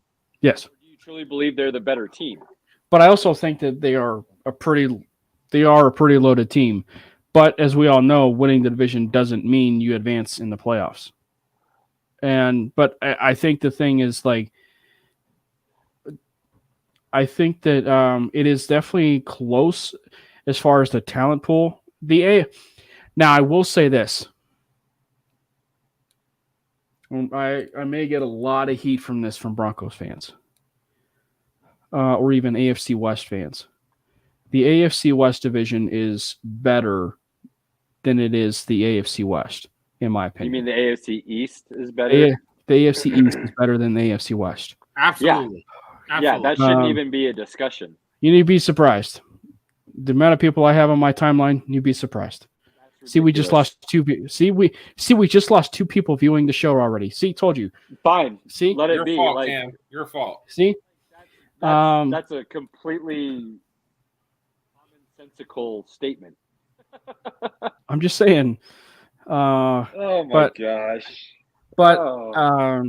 but I also think if there is a division that could also see three teams make the playoffs, and not just three teams make the playoffs, but win 10 games, it's the AFC East. I can also see with the AFC West, but I think if I was more confident, I would say I'm more confident in the AFC West having three teams with 10 wins than the AFC West with three teams with 10 wins. Right. I would put the AFC North actually above the AFC West.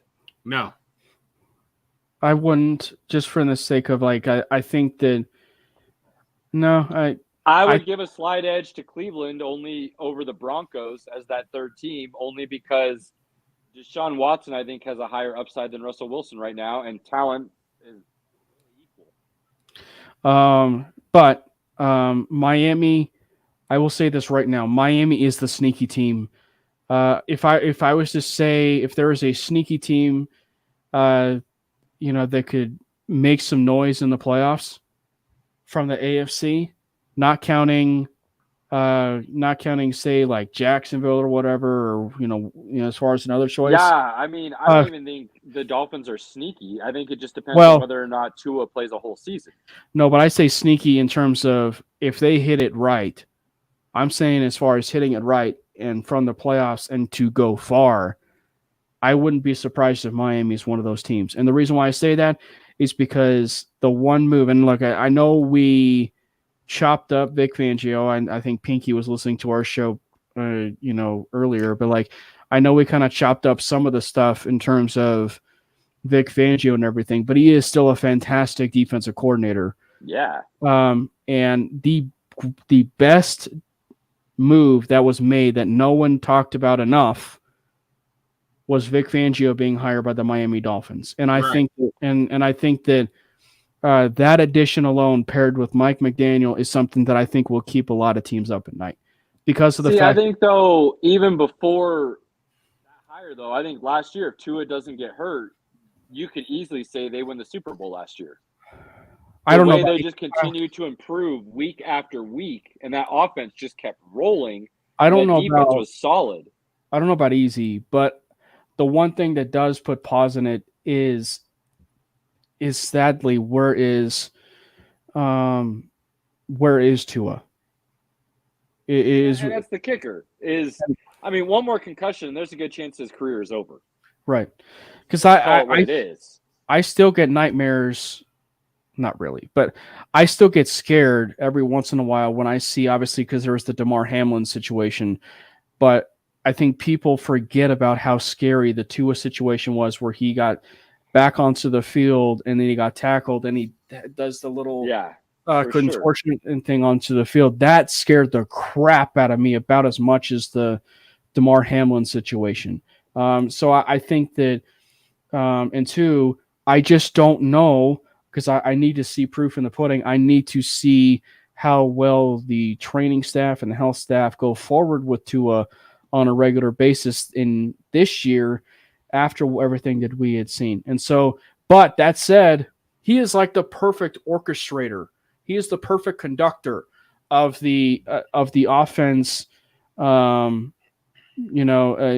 what Mike McDaniel was. And I think that now Herbert was obviously the best decision, right? For what the Chargers, were probably looking for. And I also think if you even flipped it, and this is no slight to Tua, really, this is no slight to Tua. But I think you are talking about a much different situation if you put Herbert with the Dolphins than you would Tua with the Chargers in, just a little bit. Because I think if you put Herbert with, I'm talking about right now. So like if you put Mike McDaniel with Justin Herbert, I mean, but Tua is the perfect quarterback for what McDaniel wants to run. I agree. Like the perfect quarterback. I agree. So I don't know that Justin Herbert. I can kind of understand what you're saying, but I've told Pinky before, as long as the coach is smart enough to call the right plays, Tua is so deadly accurate and he's so proficient in his reads that he'll just pick you apart consistently. Yeah, and I think that I think the thing that people have a tendency to forget is that also Tua has gotten better every single year. And I think that, so I'm. And let's remember, until Joe Burrow blew up out of nowhere, he was the definitive number one pick. Yeah. It's not like this guy was picked in like the 5th round and he's kind of just making his way. No. Agreed. This dude came in as a highly qualified, skilled quarterback that people were drooling over for a minute. And I actually think that to a lot of the ways that I compare Bryce Young a little bit to him in a certain way, I actually see some of the same things with Russ, a young Russ, a little bit, Russ and a Steve Young almost to a Tua, with the way I'm just saying, I think his mobility is underrated. That's all I'm saying. I think his mobility is underrated. Okay, I would give you to his mobility being underrated. I see him more as a Tom Brady, Peyton Manning type, where he's just really good at moving within the pocket more than its mobility. And his but I understand what you're saying. I understand what you're saying. He's more mobile than both of them. But that said, Tua. True, absolutely. But Tua is one of those guys that he is truly the true orchestrator of the perfect system, and you just hope that he can be healthy and lead the team to where it needs to go. Because I do really like the prospects of, and that's one of the reasons why I say what I say in terms of Miami being the team that's going to scare teams in terms of in the playoffs. Because I think that if you hit it just right, as far as with Miami, you got Vic Fangio you're going to be dealing with a pass rush of Jalen Phillips and Bradley Chubb that are coming. I mean, they're coming. And then you have a front seven that's underrated, a secondary that is no joke either with Javon Holland, Xavier Howard, and Jalen Ramsey when he comes back. Xavier Howard and Jalen Ramsey. I don't know how the injury of Ramsey is going to affect it. Meniscus usually isn't a big deal as long as you allow it to heal properly, but it is a question mark for sure. But I mean, the thing is like he wasn't there previously, and so it's something that I'm sure Fangio had found a way to work with even before Ramsey even got there. For sure. I will say this about Buffalo. If they finally find a run game, a consistent run game, which I believe James Cook could be to an extent, and you'll have to, backfill a little bit because I think James Cook is more of a Tony Pollard type than he is a Najee Harris or whatever, a Ramondre Stevenson, where he can carry all 3 downs. But if they can find a consistent run game, I could very strongly consider moving the Bills into the second best team in that division. But because they rely so heavily on Josh Allen at all times, I think Aaron Rodgers returns to MVP form, and if Tua stays healthy, it's hard to see the Bills being better than either of those teams. And that's one of the reasons why I actually love Buffalo. But a lot of the ways that I think Tampa was orchestrated under Brady, or even Aaron Rodgers in Green Bay before Aaron Jones, one of the things that you always saw was a inconsistency or lack of a running game. And I think for Buffalo, they are a fantastic team. But if you're nitpicking what their greatest weakness is, it's that running back. And I think it's one of the reasons why, even though they're brothers, I would not count out the Buffalo Bills for Dalvin Cook. I am dead serious on that. Yeah, I actually believe Dalvin doesn't want to go there at all because he doesn't want to take away from his brother's shine. Right. I believe that with all my heart. So there's no way that happens. That's fine, but I also wouldn't rule it out. And if that does happen, boy, you're talking about you are talking about a really good setup for take the brother part of it out of it. But you're talking about it's fire and lightning kind of thing. Thunder and lightning. But yeah, for sure, sure. Pinky, anything else on the AFC East, my dude? I mean, they're the most interesting division in all of football. So I don't know. I feel like every single year, and we didn't even touch on this team, but even in the NFC East, I'm very curious about the Giants. I am very curious about the Giants. I'm with you, Cam. Because I just kind of let that go, and I'll talk about it on the schedule release and all of that stuff. But yes, I'm very much with you on that. Final thoughts, Cam? None really. Just thank you guys so much for having me. I kind of created the term, but pod crash, your guys' show. But so I enjoy hopping on. This is actually the only show I do it to. Obviously, I've thought about I've thought about doing it to my buddy, Nick Manning and JT Matthews and John Kay every once in a while because I love Orange and Brew as well. So I've thought about doing that, but obviously it's Thursdays and it's 2:30 and I'm working. It's like the end hours, and so I'm like, but I'm working from home, so there's like that window of opportunity to, do I do it, but do I piss off my boss in the process, kind of deal. Sure. But anyway, thank you guys so much. It's always a pleasure. Ray, you are the man, really, dude. Like, thank you so much. You're a joy to have in the comment section. Cody, thank you so much, man. Everybody that's commented, man, it's great. Clayton obviously is a superstar. Yep. Absolutely. So I put it in to you guys, like, again, thank you for having me hop on, and and I promise, like, I'm sure you guys can at least peel it back for me, but there is definitely an objective side to me. So I'm definitely have the optimism. But I think the one thing, as you guys can tell with the Broncos, is like I'm optimistic, but there's also the objectivity to it where it's like, if they disappoint you again, am I really going to be that disappointed because of what we've seen the last 6 years? So 100%. Pinky, where you at, my guy? Bro, I just like having fun, man. Cam, thanks for joining, bro. You're welcome to crash. It's all good. Crash, like sleep over? I might crash your show. Who knows? We'll just make a good routine out of all of this. I'll be a little more sober, probably. But. Hold on. John is in the building? Dang it. I should never have said I'm going to crash Orange Brew now.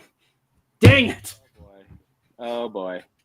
Bawana Beast. Bawana Beast. We're going to be talking football heavy. We told you that was coming. It's only going to get more so in depth with everything. We have our next week show is our fantasy. Next week we're doing, for those that aren't familiar, highly recommend checking it out because it's what's called a Vampire League. So it's a completely different setup than anything you might be familiar with. Highly recommend checking it out because it's a super cool idea. We've been running it. This will be our 4th year, I believe. But it's awesome. So check it out. I promise you, it'll be entertaining and it'll be something you haven't probably played in before. And then the week after that, we'll have our schedule release. We'll get pretty in depth with where we are at with that. And then the week after that is the week that the season starts, and we'll start just diving into everything that's current. So stick with us. We got 3 weeks of really entertaining stuff, I believe, coming up. Cam, as always, thank you for joining us. And you guys know it, you've heard it, but it will never stop. Do not ever take those moments for granted with those loved ones, your inner circle, family, friends, whatever you consider them to be. Cherish those moments and take advantage of them as often as you can. We love all the support. We appreciate you guys. We're out. Even when you feel low, you can still go. Even when you feel slow, you can still go. Even when there's no hope, you can still go. I never answer to no, man, I still go. Go, go, go, go, go.